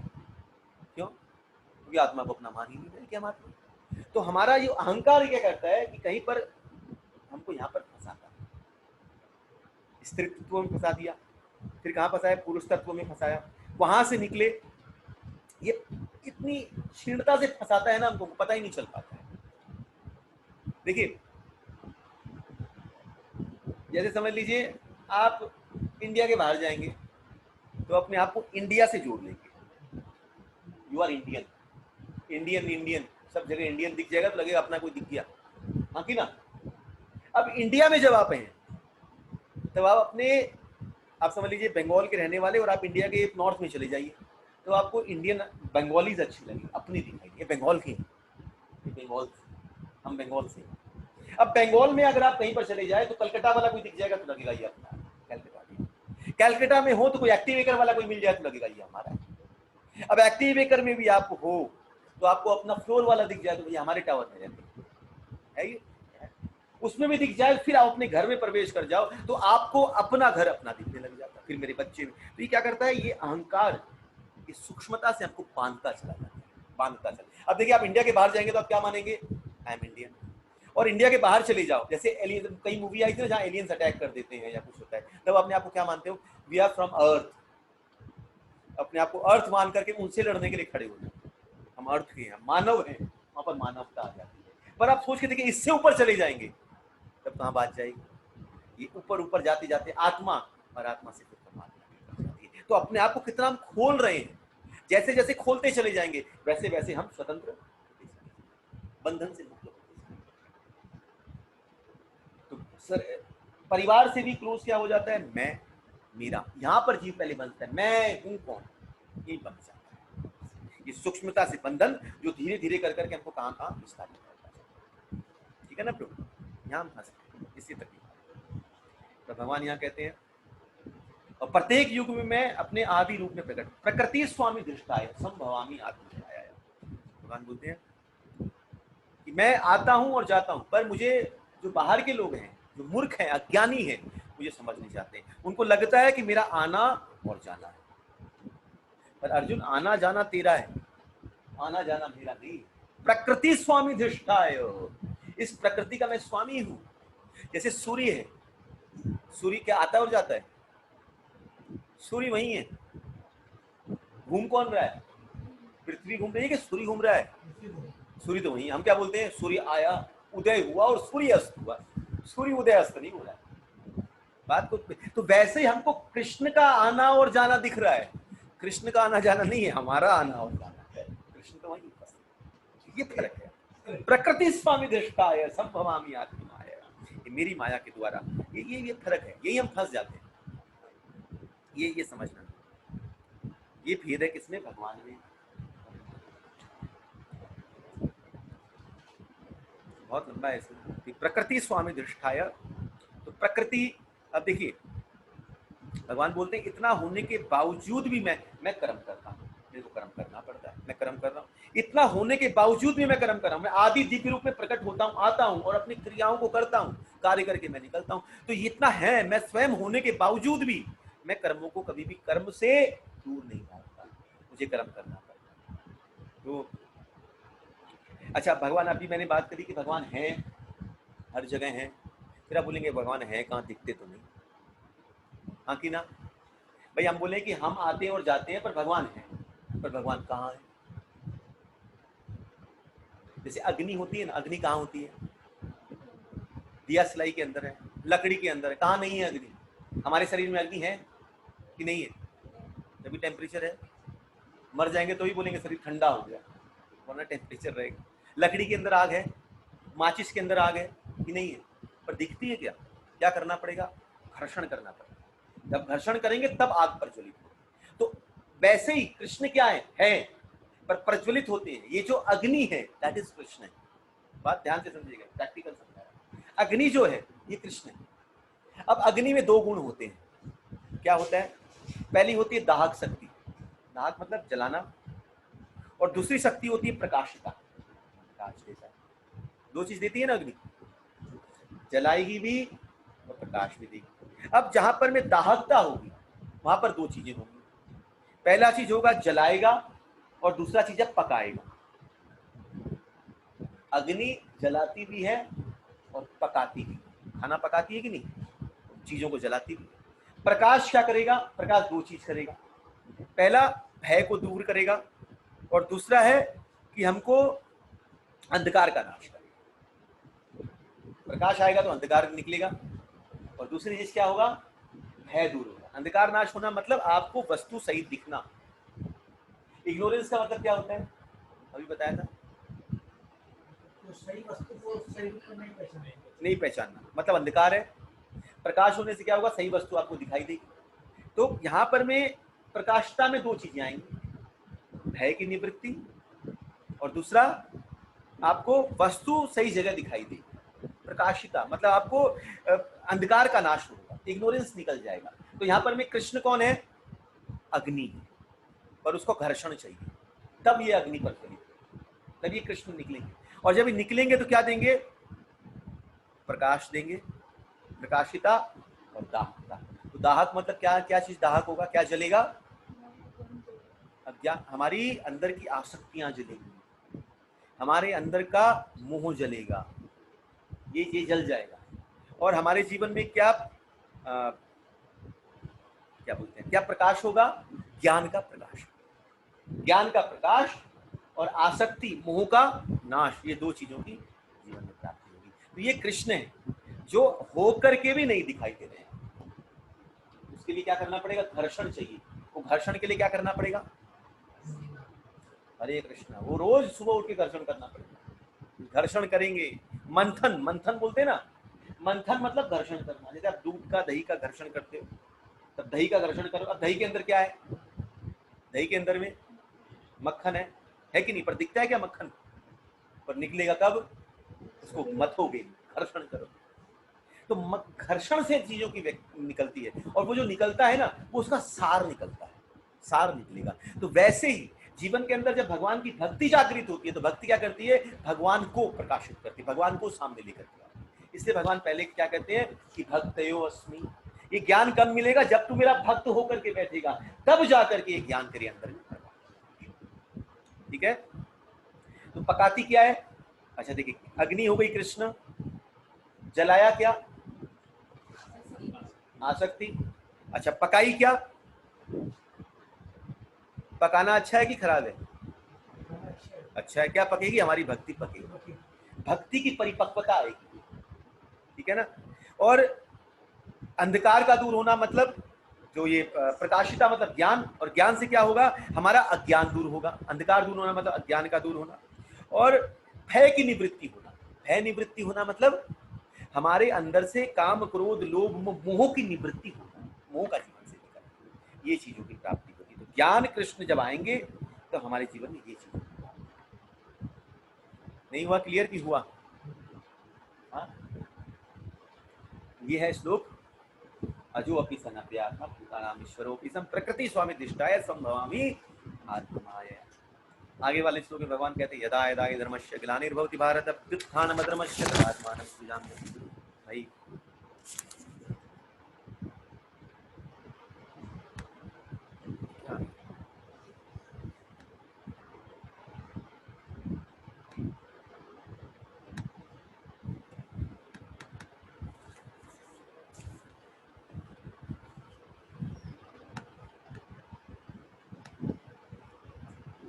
भगवान कहते हैं इस श्लोक में कि हे भरतवंशी, जब भी और जहां भी धर्म का पतन होता है और अधर्म की स्थापना होने लगती है, तब मैं अवतार होता है। यदा यदा ही धर्मस्य ग्लानिर, ग्लानिर मतलब गिरना, ग्लानिर्भवति भारत अभ्युत्थानम अधर्मस्य, और अधर्म बढ़ता है और धर्म गिरता है, तब तब क्या करता हूं, मैं अवतार। तो भगवान यदा यदा, यदा यदा का मतलब क्या है, जब भी और जहां भी, और जब भी और जहां भी मतलब कभी भी, जब भी और जहां भी, कभी भी, किसी भी सिचुएशन में भगवान आ सकते हैं। त्रेता में, द्वापर में, कली में, अलग अलग युगों में भगवान अलग अलग स्वरूप में आकर के भगवान अवतरित होते हैं। तो यहां पर में यदा यदा से और क्या निकलता है, पहली चीज जहां भी जब भी, दूसरी बात आई स्वेच्छा से, अपनी इच्छा से। भगवान का आना क्या है, कहीं भी आ सकते हैं, कभी भी आ सकते हैं, कभी भी कहीं भी।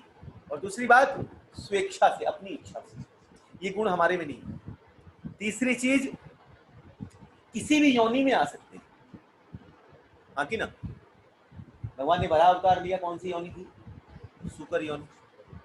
भगवान ने नरसिंह अवतार लिया, कौन सी योनि थी, आधा नर आधा सिंह। भगवान ने हंसा अवतार लिया, कौन सी योनि थी, हंस का। भगवान ने बामन अवतार लिया, भगवान ने कितने कितने सारे अवतार लिए, एक ग्रीव अवतार लिया घोड़े का, भगवान अलग अलग अवतार। तो भगवान कोई भी योनि, मीन अवतार कौन सा है, मछली का। कश्यप अवतार कौन सा है, कछुआ का अवतार। तो भगवान कोई भी योनि के अंदर में प्रवेश कर सकते हैं, तो कहीं भी और किसी भी योनि में भगवान जा सकते हैं। सबसे आखिरी बात, भगवान अपनी इच्छा से आते हैं और अपनी इच्छा से अपनी चीजों को समेट कर जा सकते हैं। तो ये जो चार गुण भगवान इसके अंदर, यदा यदा, पहला कभी भी कहीं भी, दूसरी बात स्वेच्छा, तीसरी बात किसी भी योनि, और चौथी बात अपनी इच्छा से फिर उस योनि से भगवान का जाना। अब बड़ा अवतार जब आए या नरसिंह अवतार आए, नरसिंह अवतार ने भगवान ने क्या किया, हिरण्यकश्यप का वध किया, प्रहलाद का उद्धार किया, फिर चले गए, आए और गए। हरि आए, ध्रुव को दर्शन दिया, उस पर कृपा करी, फिर अपनी इच्छा से आते हैं और अपनी इच्छा से भगवान जाते हैं। तो भगवान यहाँ बोलते हैं कि मैं धर्म की स्थापना करने और अधर्म का नाश करने। तो अधर्म किसको कहते हैं, अधर्म क्यों बढ़ता है, अधर्म का कारण क्या है, what is the cause of अधर्म।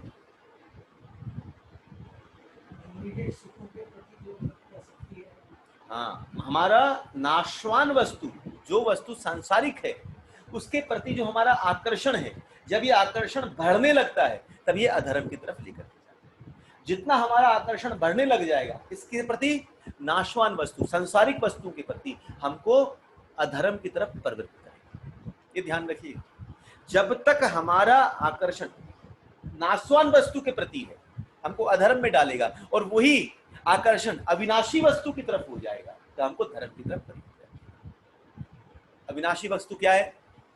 भगवान और आत्म। ये ज्ञान क्या है? अविनाशी है। तो ये जब लेंगे तो कहाँ जाएंगे? धर्म के पक्ष में जाएंगे। और जब सांसारिक वस्तु के आकर्षण के प्रति जाएंगे तो कहाँ जाएंगे? अधर्म के प्रति। अधर्म का मेन कॉज जो है वो क्या है? नाशवान वस्तु के प्रति आकर्षण का। तो भगवान बोलते हैं यदा यदा हि धर्मस्य ग्लानिर्भवति भारत, धर्म जहां गिरता है और ये भारत अभ्युत्थानम अधर्मस्य, और अधर्म का बढ़ोतरी होती है, तदात्मानम सृजाम्यहम्, तब मैं अवतार लेता हूं, मतलब तब मैं अवतरित होता हूं। अब एक चीज और, भगवान जो अवतरित होते हैं क्यों होते हैं? क्यों होते हैं? भगवान आते हैं अधर्म को नाश करने के लिए, धर्म को स्थापित। यदा यदा हि धर्मस्य, धर्म की स्थापना, जब धर्म गिरा अधर्म बढ़ा तब मैं अवतार लेता हूं। तो भगवान अवतार क्यों लेंगे? धर्म की स्थापना करने के लिए। जो नेक्स्ट श्लोक में बोलेंगे भगवान परित्राणाय साधूनां विनाशाय च दुष्कृतां धर्म संस्थापनार्थाय संभवामि युगे युगे, मैं हर युग में आता हूं। तो भगवान का आना, अब देखिए बहुत इंपॉर्टेंट एक बात आती है, हम बोलते हैं इस कलयुग का अवतार कौन है? कल की अवतार। कल के अवतार कब आएंगे?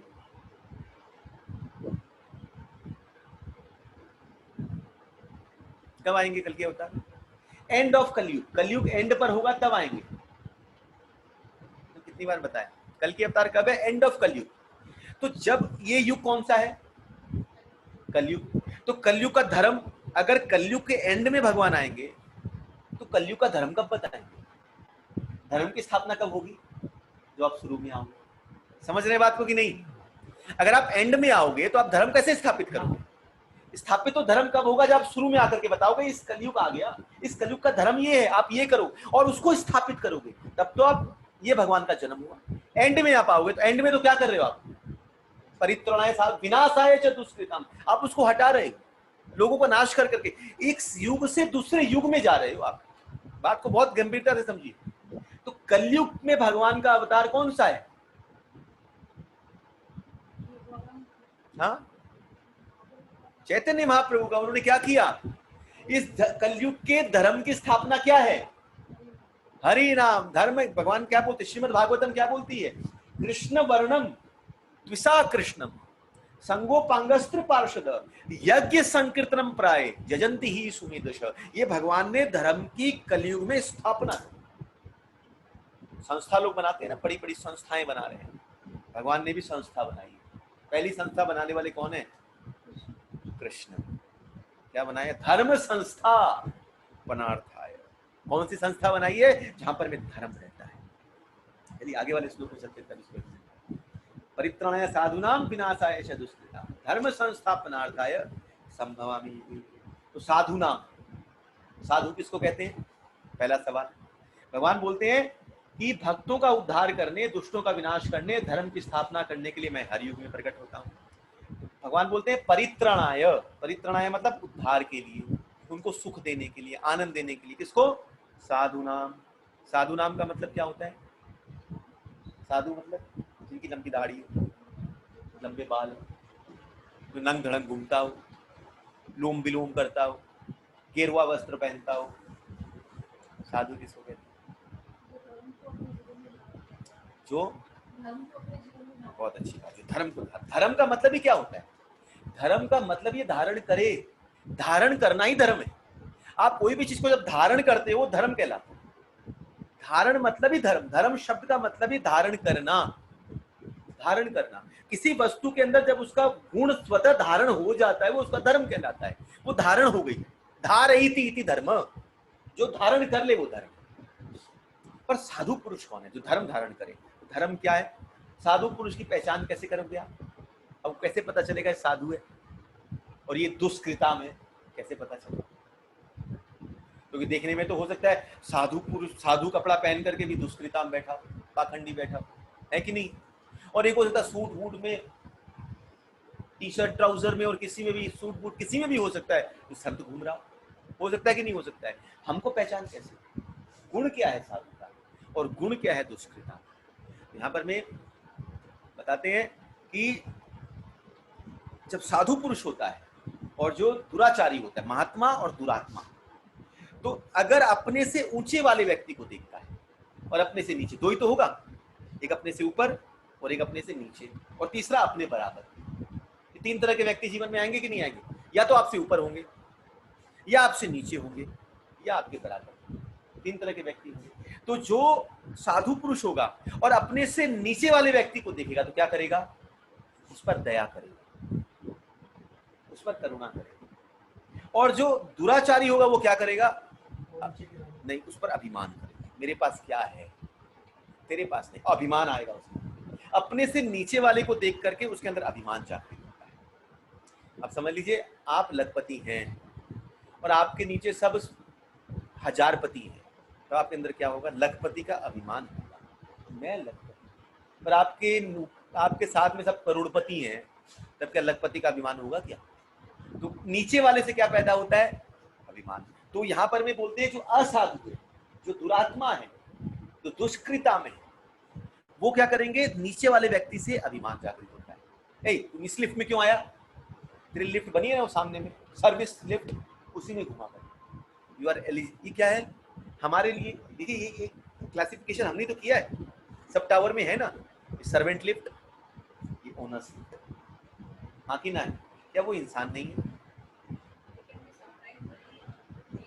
मैं एग्री करता हूँ, I am not saying about this, I am not saying कि वो गलत है कि सही है। कौन? मैं एग्जांपल दे रहा हूँ। ये कहने का मतलब क्या है? वो भी ह्यूमन है। अगर वो कभी समझ लीजिए आपके संग यहाँ खड़े हो गए and you are become so, आप उससे रूड हो जाते हो, देन इट इज राइट और रॉन्ग? गलत है कि सही है? मतलब आपके अंदर कहीं ना कहीं अभिमान है कि मैं इस कैटेगरी में नहीं आता हूँ, मैं आपसे कहीं ना कहीं ऊंचा हूँ, तब आपकी चीजें मेरे से अलग है कि नहीं? आपका रहन सहन, आपका खान पान मेरे से भिन्न है। आपने आपको कहीं ना कहीं अलग जगह ले जाकर के बैठाते, और वही सोचिए आपसे ऊपर कोई व्यक्ति हो और आपके संग ऐसा व्यवहार करे, तब हमको कैसा लगता है? तो हमको चोट पहुंचती है कि नहीं पहुंचती है? आज हमसे ऊपर भी तो है, कई लोग हैं जो हमसे ऊपर है, और वो हमसे ऐसा व्यवहार करें तो हमको कैसा लगेगा? वो भी तो हमारे लिए बोल सकते हैं कि समटाइम्स ठीक नहीं है, तो हमको कैसा फील होगा? अंदर तकलीफ होगी कि नहीं होगी? हाँ कि ना? आज हम एक मास्क लगा के घूमते हैं 20 रुपए का, 50 रुपए का, 100 रुपए का। अमिताभ बच्चन घूमेगा तो 10,000 का मास्क होगा। वो 20 रुपए के मास्क को 100 रुपए के मास्क को देख के फेंक देगा, उसके लिए कोई मैटर नहीं। हाँ कि ना? वो डिजाइनर मास्क क्या क्या है उनके पास में, तो उनका स्टेटस, हमारा स्टेटस अलग। पर वो हमको इस दृष्टि से देखे कि हमारे पास ये चीज नहीं है, तो क्या होगा? हमको चोट पहुंचेगी कि नहीं पहुंचेगी? ये सोच करके देखिए जरा। हम नीचे वाले को जब देखते हैं, अगर हमारे अंदर भेद है और अपने अंदर में अभिमान जागृत होता है कि हमारे पास ये है, दैट इज, ध्यान रखें, अभिमान जहां जागृत हो जाएगा ये गलत। आज हो सकता है कि कहीं पर में भी तो हम भी तो कहीं किसी स्टेटस में ऐसे हैं कि हम भी तो गलत तरह से कपड़े पहन करके, या फिर 4 दिन से हम भी नहीं नहाए हैं, हम भी तो गंदे हो सकते हैं। समझ लीजिए आज हमने घर पूरा सफा किया, तो क्या हम सर्विस लिफ्ट में जाएंगे? कि आज हमारा शरीर आज वैसा नहीं है कि आज हम ओनर्स लिफ्ट में जा सकते हैं भाई। समटाइम्स दे आर, वो बहुत गलत तरह से हैं, या गलत कपड़े पहन रखे हैं, या फिर उनका शरीर से दुर्गंध आ रही है, आई एग्री। पर हम भी तो कभी ऐसे हैं, कभी हम भी सफाई करके आ रहे हैं, गंदे हो रखे हैं, तब क्या हम सर्विस लिफ्ट में घुसते हैं कि आज हम इस लिफ्ट में जाने योग्य हैं, हम उस लिफ्ट में जाने योग्य नहीं? क्यों नहीं? दैट इज द, ये डिफरेंशिएट हम कर देते हैं। तो साधु क्या करता है? मैं साधु की बात करूं, साधु ये डिफरेंशिएट नहीं करता, वो नीचे वाले को देख करके उस पर हमेशा दया दृष्टि रखता है कि इसको कैसे अपलिफ्ट करना है। साधु और दुराचारी नीचे वाले को जब देखता है, साधु कृपा करता है, दया दृष्टि डालता है, और जो दुष्कृताम है उसके अंदर में अभिमान जाता है। भगवान को समय नहीं लगता है कब उसको किस स्टेटस में लाके बैठा देगा। आज हम कहाँ हैं और वो यहाँ है, ये यहाँ से यहाँ होने में समय नहीं लगेगा, समय नहीं लगेगा। एक मूवी आई थी ना, वक्त, मेरे पास सब कुछ है, आई हैव एवरीथिंग, एक क्षण में क्या हो गया, सब खत्म करके रख दिया। ये भगवान एक दृष्टि डालने कहां से कहां गिरा देंगे, हम सोच भी नहीं सकते हैं कि किस स्टेटस से कहां ला करके हमको। तो साधु का स्वभाव रहेगा ना, तो कभी हम प्रभावित नहीं होंगे उस स्टेटस से, हमको फर्क नहीं पड़ेगा, हमको कुछ लेना देना नहीं है कि हम कहाँ हैं। और ये तो फिर भी एक्टिव है, वेरी सेफ। आप बाकी जगह जाओगे ना, और मैं तो जगह रुका हूँ, मैं तो रेंट में रहा हूँ, तो वहाँ पर ये भी भेदभाव है कि ये ओनरशिप फ्लैट है, ये रेंटेड फ्लैट है, ये रेंट में रहते हैं। अब उसमें भेदभाव क्यों है? वो क्या? क्योंकि आज रेंट में है और हम ओनर्स हैं, तो उनको अलग देखो और इनको अलग देखो, फिर इनमें से फिर इनको अलग देखो। अपने आप को समझ क्या रहे हो आप? जिसमें भगवान की चोट पड़ेगी, कहाँ गिरा देंगे पता नहीं चल पाएगा। ये बहुत बड़ा विडम्बना, यही है दुष्कृता, ये भगवान समझाना चाहते हैं। दैट इज अभिमान, नीचे वाले को देखकर अभिमान और ऊपर वाले को देख करके ये भेद आता है साधु और दुराचारी के अंदर। और अपने से जब बड़े को देखता है, अब देखिए, अब भेद नीचे से देखा, अब बड़े को देखता है तो साधु क्या करता है? जब अपने से बड़े को देखता है, अपने से बड़ा साधु के लिए धन नहीं है, साधु के लिए बड़ा कौन है? आध्यात्मिकता में जो ऊंचा है, वो उससे प्रेरणा लेता है कि मेरे को ऐसा ऐसा करना चाहिए, मैं ऐसा बनूं। और जो दुराचारी रहता है वो क्या करेगा? वो उससे देख करके ईर्ष्या पैदा करता है, द्वेष करता है। बढ़ गया, जरूर कुछ गलत किया होगा, तभी कुछ कभी कुछ। अब देखिए, अपने से कोई ऊपर हो जाए ना, तो उसके अंदर क्या होगा? गलत ईर्ष्या आएगी, ईर्ष्या द्वेष आएगा, उसके लिए अपशब्द निकलेंगे, उसको नीचे गिराने का प्रयास करेंगे। नीचे उतर, संसार का नियम है ना, नीचे उतर, तू भी मेरी कैटेगरी में आ जा, खींचने का प्रयास करेंगे। ये अपने से बराबर जब आता है, तो जो साधु रहता है वो उससे सीखने का प्रयास करता है, सीखने और सिखाने का एक बर्ताव सम हो जाता है। क्या सीखूं और क्या मैं सीख पाऊं, उनसे वार्तालाप होती है, उनको चीजों का लेन देन चलता है, मैं क्या दूं, मैं उनसे क्या ग्रहण करूं, एक दूसरे के सम रूप में होकर के एक दूसरे के साथ चलने का प्रयास रहता है। पर यहाँ पर संसार में दुराचारी क्या करता है? उससे आगे भागने का प्रयास करता है कि उसको पीछे छोड़ दूं और मैं कैसे आगे निकल जाऊं, बस यही प्रयास है। ये कंपटीशन किससे होता है? नीचे वालों से, ऊपर वालों से, बराबर वालों से कंपटीशन होता है कि कैसे मैं इस दौड़ में आगे निकल जाऊं उससे। अब देख सकूं, देख तू कहां रह गया और मैं कहां रह गया। अब अंबानी से थोड़ी कंपटीशन कर पाएंगे, कल के बोलेंगे हमको अंबानी से कंपटीशन, मतलब मूर्ख है क्या? अंबानी कहां और तू कहां?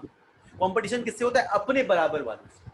आज मेरे पास क्या है और इसके पास क्या है, अब मैं आगे कैसे निकल गया और ये पीछे रह जाए, बस ये चलती रहती। तभी तो बोलते हैं ये हमारे कॉम्पिटिटर है, क्योंकि बराबर के हैं तभी तो कंपटीशन में बैठे।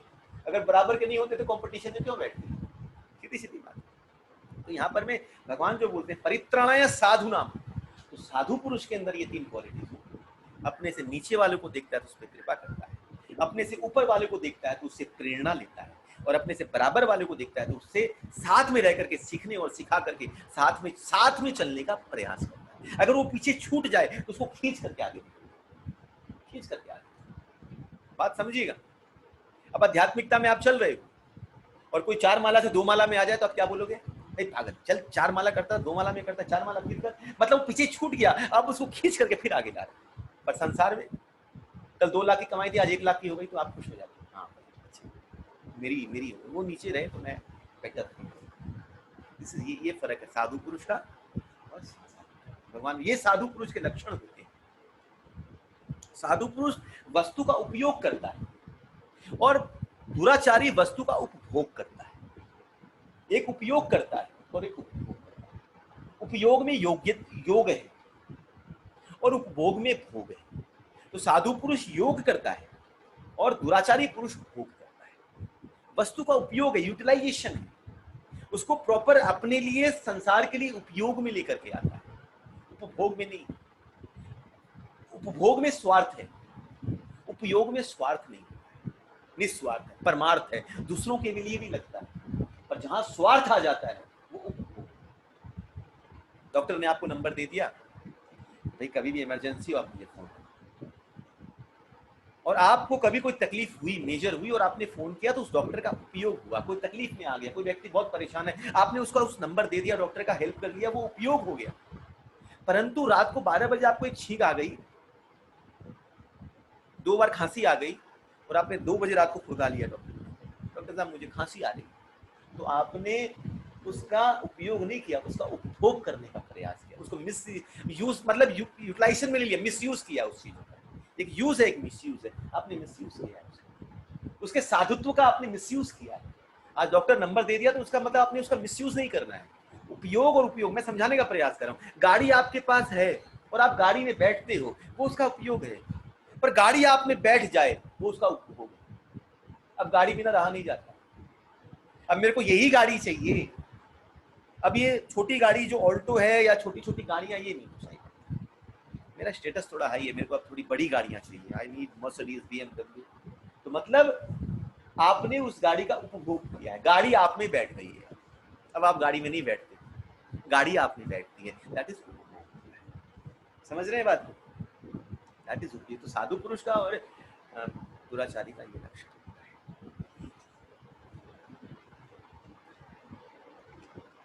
भगवान बोलते धर्म संस्थापनार्थाय, भगवान बोलते मैं आता किस लिए हूं? परित्राणाय साधु नाम, मैं साधु पुरुषों की रक्षा करने, उद्धार करने और उनके साथ रस का आदान प्रदान करने। भगवान क्यों आते हैं? अगर भगवान को दुराचारियों को मारना होता तो आने की जरूरत क्या है? भगवान तो किसी से ही मरवा देते, कोरोना से ही मरवा देते, आती ना। आने की जरूरत क्या है? क्यों आते हैं? पहला रीजन है परित्राणाय साधु नाम, मैं अपने भक्तों के लिए आता हूं, अपने लोगों के लिए आता हूं। अच्छा, अब आकर के करते क्या उनके साथ में? आदान प्रदान। क्या चीज का आदान प्रदान? मतलब रस का, भाव का, लीला का, ये सब का आदान प्रदान।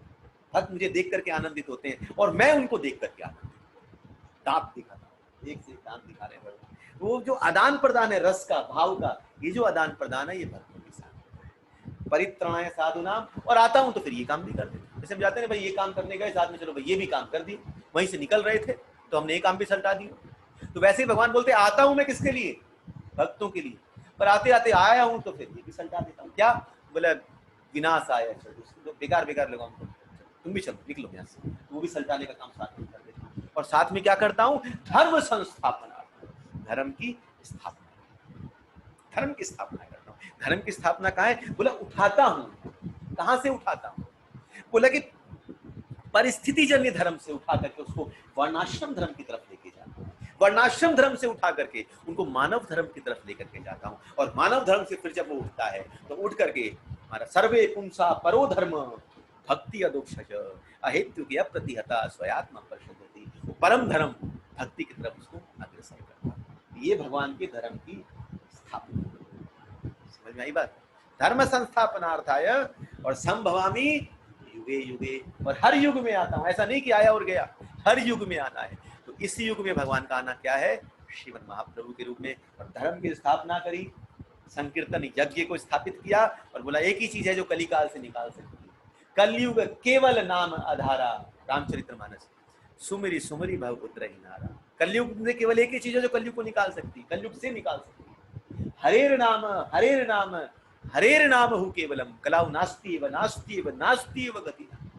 एक ही चीज निकाल सकती है, हरि का नाम। पर वो लेना कैसे है? वो करे कैसे? कहां बैठ के करे? किस तरह करना चाहिए? पता ही नहीं था। पता था क्या? भाई ये सुना हरि भगवान का नाम लेना चाहिए, पर कौन सा नाम, कैसे नाम लें, उसके संग क्या गुण को लें, कैसे व्यवहार को लें, ये पता थोड़ी था, नहीं पता है। महाप्रभु ने आकर के स्वयं भगवान आए और भगवान ने आके बताया कि मैं स्थापित धर्म संस्था स्थापित कर रहा हूं। और इस संस्था में आके क्या करते हैं हम? संस्था में जाके सीखा जाता है। तो संस्था में आप जाओ तो क्या करते हैं? चीजें देखी जाती है, सीखी जाती हैं, क्या है क्या नहीं है। तो इस धर्म की संस्था में क्या सीखा गया? कि कैसे हरि नाम कर सकते हैं, कैसे भगवान से प्रेम किया जा सकता है, कैसे भक्ति अपनी पूर्णता तक पहुंचती है, किनका संग करें, किसका संग नहीं करें। एक एक चीजों को महाप्रभु स्वयं भगवान ने आकर के इस धर्म की संस्था बैठा करके सबको ये ज्ञान प्रदान किया। ठीक है, कितने बजे? 10 मिनट 5 तक। जलम करम चेमे दिव्यम ये वेदी तत्वतत्वक्तम देह पुनर्जन्म नेति मामेति सो अर्जुन। भगवान बोलते हैं कि जो मेरे आविर्भाव जन्म कर्म चेमे दिव्यम, जो मेरे जन्म को समझता है, जो मेरे कर्म को समझता है। अर्जुन देखिए कितनी इजी बात भगवान ने बोली है। जन्म कर्म चेमे दिव्यम, मेरा जो जन्म है, जो मेरा कर्म है, ये दिव्य है। और ये वेति तत्वतः, जो इस तत्व को जानता है। तत्व किसको कहते हैं? तत्व का मतलब क्या होता है? तत्व का मतलब क्या होता है? हाँ, जो उसके अंदर का किससे बना है। जैसे आपने रोटी बनाई, सब्जी बनाई, अच्छा तो तत्व क्या है? आपने बोलेगा इसमें मैंने ये डाला, इसमें हल्दी डाली, मैंने इसमें जीरा डाला मैंने, ये उसका तत्व है।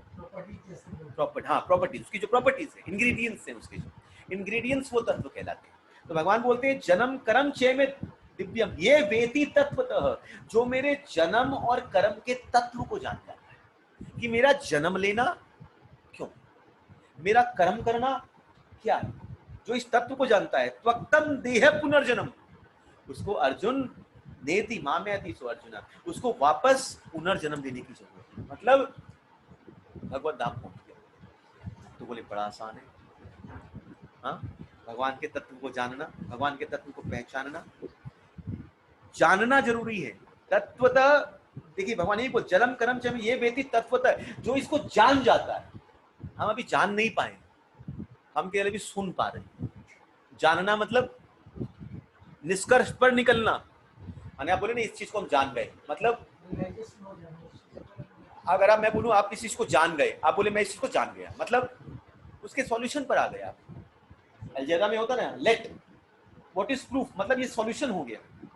a इक्वल टू बी, ये सॉल्व कर दिया हमने, जान गए हाँ a इक्वल टू बी है, ये सॉल्यूशन हो गया। तो जो इसको जान जाता है, तो एक होता है जो सुन रहा है, एक होता है जो मान रहा है, पर जानने वाला अलग होता है। तो जन्म कर्म, एक भगवान के जन्म को जानना, जन्म को मानना, जन्म को सुनना और एक जन्म को जानना, बहुत बड़ा। तो जन्म और कर्म ये बहुत इंपॉर्टेंट है। भगवान का कर्म क्या है ये बताया था मैंने, तीन कर्म है। भगवान तो बोलते जन्म कर्म चेमे दिव्यम, मेरा जन्म और कर्म दिव्य है। क्या कर्म है भगवान, कौन सा कर्म करते हैं? लीला करते हैं। स्थूल, भगवान के पास भी 3 शरीर, स्थूल, सूक्ष्म और कारण। स्थूल शरीर से क्या करते हैं? लीला करते हैं। भगवान लीला कर रहे हैं, भगवान क्रिया कर रहे हैं, क्रिया लीला, लीला जिसको बोलते हैं, इसलिए भगवान कहलाते हैं लीला पुरुषोत्तम। लीला करते हैं स्थूल शरीर से। सूक्ष्म शरीर से क्या करते हैं भगवान? चिंतन। किसके बारे में? भक्तों के बारे में स्मरण करते हैं, चिंता करते हैं, उसकी सोच करते हैं। आंख बंद करके भगवान लेटे हैं ना, नारायण को आपने देखा होगा लेटे, क्या कर रहे हैं? सो रहे हैं, चिंतन में। किसके चिंतन में? अपने भक्तों के चिंतन में, चिंतन में है। ये भगवान का सूक्ष्म शरीर का कार्य है। और कारण शरीर का क्या काम है भगवान का? तो का हित करते हैं, कल्याण करना, अंदर से हित करना, कल्याण। ये भगवान के कारण शरीर, ये स्वभाव है। माने कारण शरीर मतलब स्वभाव। तो भगवान का स्वभाव क्या है? कल्याण करना, दूसरों का, अपने भक्तों का और सारे जीवों का कल्याण करना। भगवान केवल भक्तों का ही नहीं, सबका कल्याण करना। हम सोचिए कितना भगवान को गाली देते होंगे, कितने लोग हैं जो भगवान को गाली दे रहे हैं, भगवान को अपशब्द कह रहे हैं, भगवान को नहीं भी मान रहे हैं, पर भगवान उनको सारी चीज दे रहे हैं। उनको ऑक्सीजन दे रहे हैं कि नहीं दे रहे? ऑक्सीजन दे रहे हैं, उनके लिए हवा दे रहे हैं, उनके लिए बाकी जो मेन फैसिलिटी समय समय पर वर्षा करवा रहे हैं, क्लाइमेट्स को चेंज करते हैं, ठंड भी है, सब कुछ भगवान कर रहे हैं। किसके लिए कर रहे हैं? भगवान सबका कल्याण चाहते हैं। भगवान कभी भी, भगवान का एक विशेष गुण, भगवान किसी का अकल्याण नहीं करते, अहित नहीं करते। तो भगवान का स्वभाव कैसा है? कल्याण। हम भगवान को कोसते हैं, अब आपने मेरे साथ ऐसा कर दिया, ऐसा कर दिया, ये कर दिया, वो कर दिया, पर भगवान फिर भी सब सुन करके फिर कल्याण, अकल्याण नहीं। पर हमको लगता है हमारे संग बुरा, ये पूरा नहीं होता है हमारे संग। हमारी दृष्टि का भेद है, जो उस चीजों में हम गलत देखते हैं। गलत कुछ नहीं है जीवन के अंदर, जो होना है वो होना है। अगर हम इग्नोरेंस में रहेंगे, हमको पता है मृत्यु आनी है, शरीर है तो मृत्यु निश्चित है। जन्म मृत्यु जरा व्याधि ये चीज रहेगी रहेगी। जन्म है तो मृत्यु है, और जन्म है तो व्याधि है। व्याधि मतलब बीमारियां हैं, और जन्म है तो बुढ़ापा है। अब बुढ़ापे के पहले मौत आ गई, बात दूसरी, पर है तो बुढ़ापा भी आएगा, अब बच नहीं सकते। अब इसी के बीच में जो प्रॉब्लम्स आ रही हैं, व्याधि, बुढ़ापा आएगा तो उसके 10 प्रॉब्लम्स हैं, व्याधियां आएंगी, बीमारियां आएंगी तो उसमें 10 चीजें आएंगी। तो उसको लेकर के अगर हम भगवान को कोसेंगे तो भगवान कुछ नहीं कर सकते, क्योंकि ये तो है। भगवान बोलते हैं अगर तुझे ये सब नहीं चाहिए तो आजा मेरे पास, आजा मेरे पास। एक पिता से एक पुत्र रूठ करके चला जाए, गुस्सा होकर के चले जाए और झोपड़ी में जाकर के रहे, और वहां पर मैं पिताजी समझाए भी, वहां जाएगा बहुत कष्ट है। यहाँ पर तू आलीशान कमरे में रहता है, सारी फैसिलिटीज है, 20 सर्वेंट तेरे आसपास में है, सारा सब कुछ है तेरे पास, वहां रहेगा 20 प्रॉब्लम आएगी। पर वो नहीं माने और वहां चला जाए। वो वहां पर जब प्रॉब्लम आए, पानी पीने को पानी नहीं है, नल से जाके भर के लेके आओ, बहुत कुछ करो, और वो जाकर के अपने पिता को ही कोसे, तो क्या पिता को कोसना सही है उसका?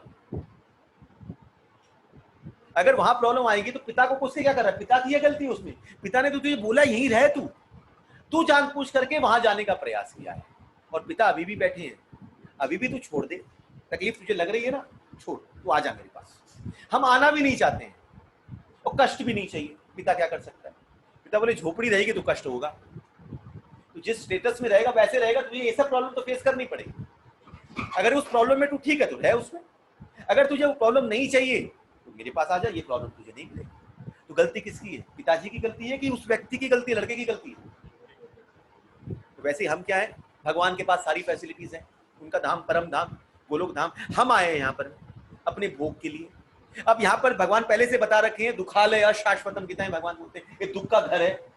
और फिर यहाँ जब दुख मिलता है तो बोलते हैं आपने हमारे संग ऐसा क्यों किया? तो हमारे पिताजी क्या बोले, भगवान क्या बोलते हैं, भैया मैंने चुना है क्या? तूने बोला ये स्थान पे आने के लिए, तो हमको ये नहीं चाहिए, ये दुख नहीं चाहिए। तो भगवान क्या बोलते हैं, आजा, मोक्ष का रास्ता खोलता हूँ, रास्ता बताता हूँ कैसे तू आ सकता है, आजा। अब आने को भी नहीं चाहिए और कष्ट भी नहीं चाहिए, तो भगवान क्या करेंगे, या तो आजा और यहां रहेगा तो ये चीजें तो मिलेंगी मिलेंगी। वो चीजें क्या है, जन्म मृत्यु जरा व्याधि, ये रहेगा तो यहाँ ये मिलेगा ही मिलेगा। इससे तू बच, इससे बचना चाहता है, इस कष्ट से निकलना चाहता है तो मेरे पास। तो जन्म कर्म चरित, ये भगवान का स्वभाव है, किसी का बुरा नहीं चाहते। तो जी वो पिता वो वैसे हैं जो हर जीव को एक्सेप्ट करने के लिए तैयार है। आज गाली भी दे रहे हैं, बहुत कुछ बोल रहे हैं, फिर भी भगवान अपनी दोनों बांह फैला करके एक्सेप्ट करने के लिए तैयार है। ये भगवान का करुणा में, ये भगवान का कर्म, सूक्ष्म शरीर, कारण शरीर और सूक्ष्म शरीर का है चिंतन, अपने भक्तों का ध्यान करते हैं, स्मरण करते हैं, और स्थूल शरीर से लीला करते हैं। इसके लिए अपने भक्तों को आनंद देने के लिए और अपने आनंद, ये भगवान कार्य करते हैं। तो भगवान का जन्म और कर्म दिव्यम, बोलते हैं कि जो इसको समझ ले, जो इसको जान लेता है, उसे पुनः जन्म लेने की जरूरत नहीं है, मेरे सनातन धाम को प्राप्त करते हैं। जो जान लेगा तो क्या करेगा, अगर भगवान के जन्म और कर्म को पहचान ले, वो लड़का जो वहां फंसा हुआ है, अगर पिता के स्वभाव को जान ले, पिता के गुण को जान ले, तो क्या करेगा, पिता के पास वापस आएगा, मेरी गलती हो गई, आप मुझे स्वीकार करो, हाँ कि ना। तो भगवान बोलते हैं तू आ, पर भगवान हम बोले कि भगवान ही हमको क्यों नहीं डायरेक्ट बुला लेते हैं, हमको बुला लीजिए, क्यों हमको इतना करना पड़े? ये भी तो सवाल एक उठा सकते हैं कि भगवान हमको इतनी मेहनत क्यों करनी पड़े, क्यों हरिनाम करना पड़े, क्यों आपको याद करना पड़े, आप डायरेक्ट बुला लो। पिताजी तो हैं आप मेरे यहाँ, पिता की बात करें, आप डायरेक्ट बुला लो। पर अगर वो पिता भी सोचे कि मैं बुला तो लूं, फिर आके 2 दिन बाद फिर बोलेगा फिर मुझे जाना है, तब मैं क्या करूंगा? तो पिताजी क्या बोलेंगे, पहले सोच ले, इस बार तू आ रहा है ना तो सोच समझ के आना, फिर वापस जाने की बात करेगा तो नहीं चलेगा। समझ रहे बात को? पूरा कंफर्म हो जाए कि तुझे वापस नहीं जाना है तब तू आ जा। अगर तू जब तक कंफर्म नहीं हो वहीं रहे, जब बहुत ठोकर मिल जाए, परेशान हो जाए, तब तू मेरे पास आना, तब तू यहाँ देखेगा, तब तेरी जाने की इच्छा नहीं, पूर्ण रूपेण होकर के यहाँ पर मैं आ, फिर तू जाने की बात बोलेगा तो मुझसे सहन नहीं। तो वैसे ही भगवान बोलते हैं, जब इस संसार में भोग से थक जाओ, जब पूर्ण समर्पण हो जाए कि अब भगवान आपके पास आना चाहता हूं, अब ये संसार भोग नहीं चाहिए, अब इस संसार की कामना नहीं है, इस संसार के प्रति क्रोध नहीं है, इस संसार के प्रति लोभ नहीं है, जब इसका नाश हो जाए और मेरे पर पूर्ण समर्पण हो जाए, तब तू मेरे पास आने का प्रयास करना। अब देखिए नेक्स्ट श्लोक में भगवान किसी बात को वितराग भय क्रोधा मन्मनाया मामुपाश्रिता वह वो ज्ञान अपसा पूता मद भावम आगता। भगवान बोलते हैं वितराग भय क्रोधा, बहुत इंपॉर्टेंट, आसक्ति भय क्रोध से मुक्त होकर के मुझ में पूर्ण तन्मय होकर और शरण में आकर बहुत से व्यक्ति भूतकाल में मेरे ज्ञान से पवित्र हो चुके हैं, इस प्रकार उन सबों ने मेरे प्रिय दिव्य प्रेम को प्राप्त किया है। देखिए भगवान ने क्लियर कर दिया, क्या बोला भगवान ने, वितराग भय क्रोधा। वित्त मतलब निकलना, किससे, राग से, भय से और क्रोध से निकलो, इस 3 चीज से निकलो। राग मतलब आकर्षण, और इस आकर्षण से पैदा 2 चीजें हो रही है, क्या, भय, क्रोध, और जो भय है इस दोनों चीजों से पैदा होता है। देखिएगा, तो राग किसको कहते हैं, राग कहाँ ग्रहण होता है, मन में। राग का स्थान कहाँ है, राग कहाँ रहता है, मन के अंदर रहता है। और क्रोध आना, क्रोध अगर आपको कोई भी वस्तु के लिए क्रोध आता है, या किसी भी वस्तु के प्रति भय पैदा होता है। भय तो वस्तु के प्रति होगा, वस्तु या व्यक्ति को भय भी 9 प्रकार के भय हैं। 9 जगह भर्तरी लिखते 9 प्रकार में भय पैदा होते हैं। पर ये जो भय पैदा होता है किस कारण से होता है? जहां भय रहेगा, बहुत ध्यान से समझिएगा, और जहां पर में क्रोध रहेगा, मतलब उस वस्तु के प्रति आपका राग है। नहीं समझना है? जिस चीज के प्रति आपको क्रोध जागृत हो रहा है या जिस चीज के प्रति आपको भय पैदा हो रहा है, मतलब उस वस्तु के प्रति आपका राग है, आपका अट्रैक्शन, तभी आपको भय है और तभी आपको क्रोध, वरना नहीं। नहीं हुआ राजेश प्रभु? क्लियर? क्या नहीं हुआ? जिस चीज से भी अगर राग आकर्षण है हमारा, तभी हमारा भय हो या क्रोध आएगा। क्रोध और भय अगर आपको आ रहा है, आपको समझ लीजिए किसी ने आपको अपशब्द कह दिया, आपको क्रोध आया, किसी ने आपका अपमान किया, क्रोध आया, तो मतलब राग कहाँ है? मान में राग है, मतलब हमको मान चाहिए, इसलिए आपको राग है, मान के प्रति राग होना। किसी ने आपका धन छीन रहा है, आपको भय पैदा हो रहा है या क्रोध पैदा हो रहा है, मतलब धन के प्रति आपका राग है। तो जहां पर में भय होगा, जहां पर में क्रोध होगा, मतलब उस वस्तु के प्रति आपका राग है, तभी आपके अंदर में भय या क्रोध पैदा हो।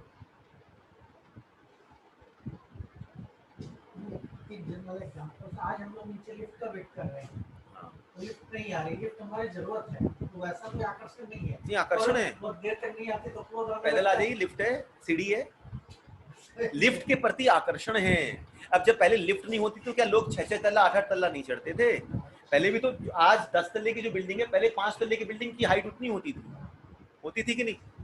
तो पहले लोग कैसे चढ़ते थे? क्या वो लिफ्ट का इंतजार करते थे कि लिफ्ट आएगी? क्योंकि लिफ्ट के पर, अब लिफ्ट खराब हो जाए तब क्या करेंगे? सीढ़ी पर गुस्सा आएगा कि लिफ्ट क्यों खराब है। मतलब लिफ्ट के प्रति, उस सुविधा के प्रति आपका आकर्षण, वो सुविधा आपको जो मिल रही है, लिफ्ट के प्रति भी नहीं, उस सुविधा, वो जो सुविधा आपको प्राप्त हो गई है, उसके प्रति आकर्षण आएगा। वो सुविधा आपको लिफ्ट के प्रति मिल रही है, लिफ्ट से मिल रही है, लिफ्ट के प्रति आकर्षण। अब कोई व्यक्ति है जो सिंगल, एक छोटी सी लिफ्ट है, एक पे आदमी खड़ा होता है, वो भी लिफ्ट होती है आजकल, उसमें भी आ रहा है। पर सबका अपना अपना है, जो जिस क्राइटेरिया में जैसे बैठ जाए। और बड़ा बाजार में जितने घर हैं वो तो 5-5 तल्ला आज भी चढ़ रहे हैं, तो उनको लिफ्ट से कोई अट्रैक्शन नहीं है। क्या वो क्रोध आता है क्या? तो अट्रैक्शन कहाँ है? क्रोध कहाँ है? लिफ्ट के प्रति है कि चढ़ने के उतरने के प्रति है? वो आपको उसी बिल्डिंग में जाना पड़े जहाँ पर आपका एक आदमी हो। आप सोच के देखिए, आपको मैं समझाऊं, अभी आपको लिफ्ट के प्रति है और आपका कहीं पर में एक आदमी है जो 15 तल्ले में रहता है और उससे आपको 15 लाख रुपया लेना है और वो देने के लिए तैयार है। उस बिल्डिंग में लिफ्ट नहीं है, तो पैदल चलने में क्रोध आएगा क्या? क्यों?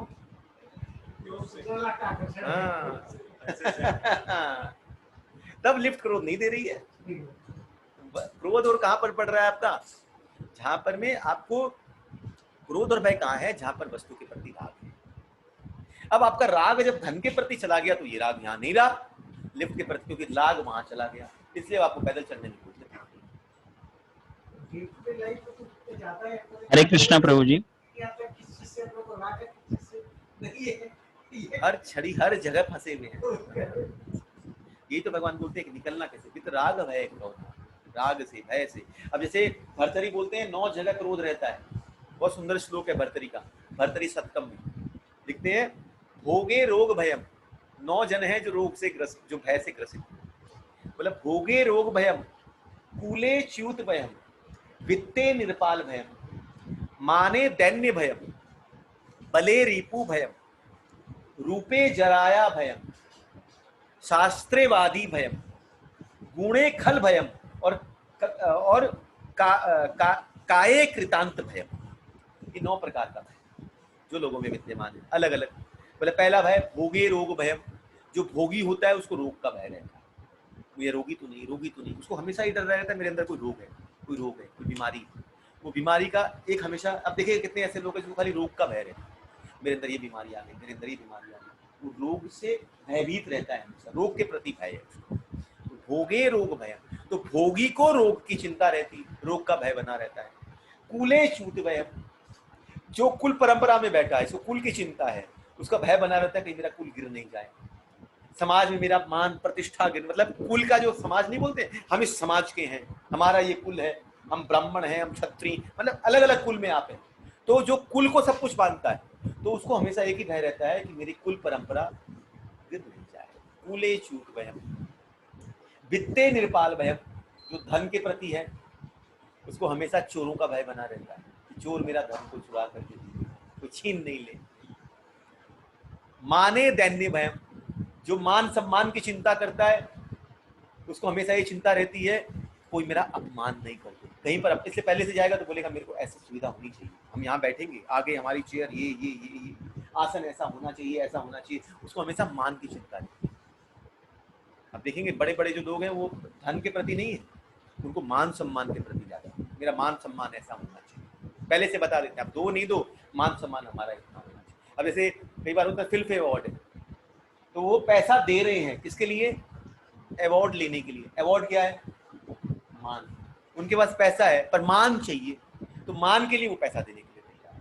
तो इसको बोला जाए अब वहां पर अपमान हो जाए, अब शाहरुख खान जहाँ बैठता है, बड़े बड़े सेलिब्रिटीज बैठते हैं, उनको बोल दिया आप पीछे जाके बैठो आज, कैसा लगेगा उनको?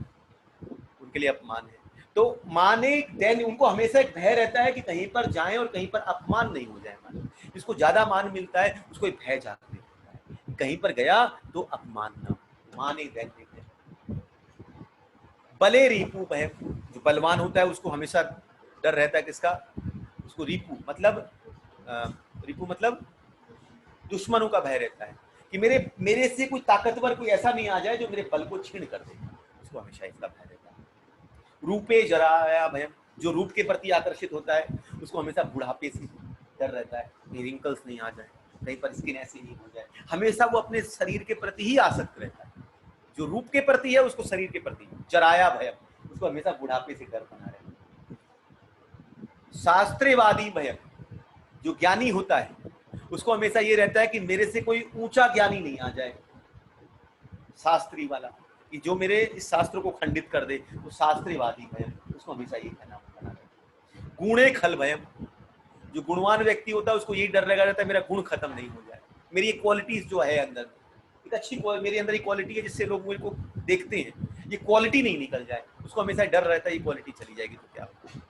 और काये कृतांत है, जो शरीर पर आ सकते हैं उसको हमेशा इस शरीर के नाश होने का मतलब मृत्यु का भय हमेशा। तो ये 9 प्रकार के भय हैं जो भर्तृहरि अपने शब्द। हाँ वो तो अलग है, मैं तो संसारिक है। वित्त राग भय भगवान समझा रहे हैं, वित्त मतलब निकालो, तो संसारिक राग भय क्रोध किस प्रकार निकलेगा, तो भगवान निकलते हैं। तो ये निकलेगा कैसे? भगवान बोलते हैं आसक्ति भय क्रोध से मुक्त होकर पूर्णतः तन्मय होकर एकदम दृढ़ होकर के और मेरे शरण में आकर के। और देखिए बहुत इंपॉर्टेंट, बहुत से व्यक्ति भूतकाल में मेरे ज्ञान से पवित्र हो चुके हैं, मतलब क्या लो मेरे पास आकर के इस ज्ञान को ग्रहण करो। कौन से ज्ञान को? इस पूर्ण ज्ञान को, इस एब्सोल्यूट नॉलेज को, इस अमर विद्या, योग विद्या जो भगवान पहले श्लोक में बोल रहे हैं, अमर विद्या ज्ञान को लो। और इस प्रकार उन सबों में मेरे प्रति दिव्य प्रेम को प्राप्त किया है। तो जो इसको लेता है वो क्या करता है? धीरे धीरे मेरे प्रति दिव्य। ठीक है, तो आज यहाँ रुकते 10 श्लोक तक बहुत है। ये यथा वहाँ पर पद ताता सदैव भजामि। तो कल देखते, कल इसके आगे लेंगे, कल भी गीता क्लास रहेगी। आज ये थोड़े से इम्पोर्टेंट श्लोकास थे, थोड़े समझने वाले, इसे थोड़ा स्लो लिया मैंने, आगे थोड़ा और फास्ट भागी। मैं तो मन कर एक दिन में समझा दूं चौथा अध्याय, एक दिन में एक अध्याय हो जाए तो 18 बार में खत्म हो जाएगा। तो क्या करूं, मैं खुद फंस जाता हूँ, कुछ पूछना हो, कुछ करना हो, समझाना हो। कोई प्रश्न किसी का? जूम में कोई प्रश्न पूछना चाहते हैं?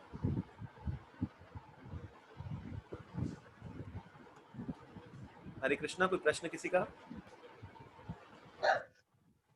हरे कृष्णा प्रभु।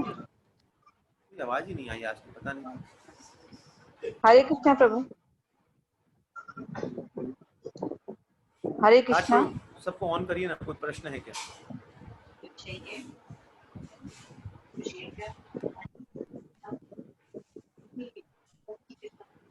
हरे कृष्णा प्रभु।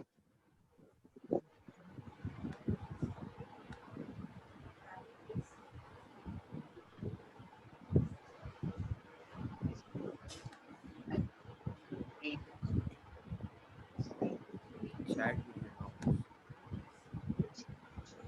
हरे कृष्णा प्रभु जी। आवाज क्यों हरे नहीं आ रही है मेरे को? कुछ गड़बड़ है क्या? हरे कृष्णा। एक बार बोलिए तो ऑन करके आवाज आ रही है। हरे कृष्णा प्रभु जी।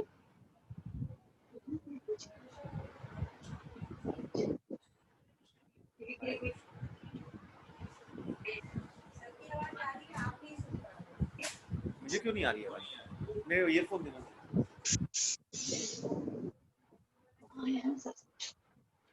एक बार लगाता हूँ।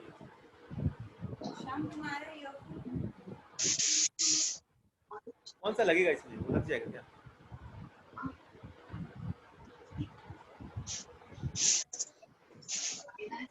हाँ, क्वेश्चंस वहां दे दो, मैं इसमें रहने दे दो। कोई प्रश्न है किसी का तो पूछ लें। हरे कृष्णा, कोई प्रश्न है तो पूछें। हरे कृष्णा प्रभु जी। हाँ बोलिए ना। प्रभु जी, भक्ति रसामृत सिंधु जो आपने बताया था वो किसने लिखी थी? विश्वनाथ ठाकुर जी ने। कौन सी भक्ति रसामृत सिंधु? रूप गोस्वामी। गोस्वामी जी प्रभु जी, थैंक यू। भक्ति रसामृत सिंधु रूप गोस्वामी जी प्रभु जी, थैंक यू। और कोई प्रश्न है किसी का? इसके पीछे आधे घंटे से लगा के रखी है, उसके पीछे बहुत बड़ा हाथ है। मैंने ट्विस्ट करके 20 मिनट रखा है। तो फालतू कामों के टाइम क्यों वेस्ट करती हूँ? मामी हरे कृष्णा, कोई प्रश्न है किसी का? नहीं हुआ, ठीक है, रखते हैं। तो कल का रहेगा, कल शाम को रहेगा। स्टार्ट करेंगे। जय श्री राधा की श्रीमद् भगवद गीता, राधा रमो जयति, जय गौ, जय गौ, जगत गुरु प्रभुपाद, जय हिताय गौ।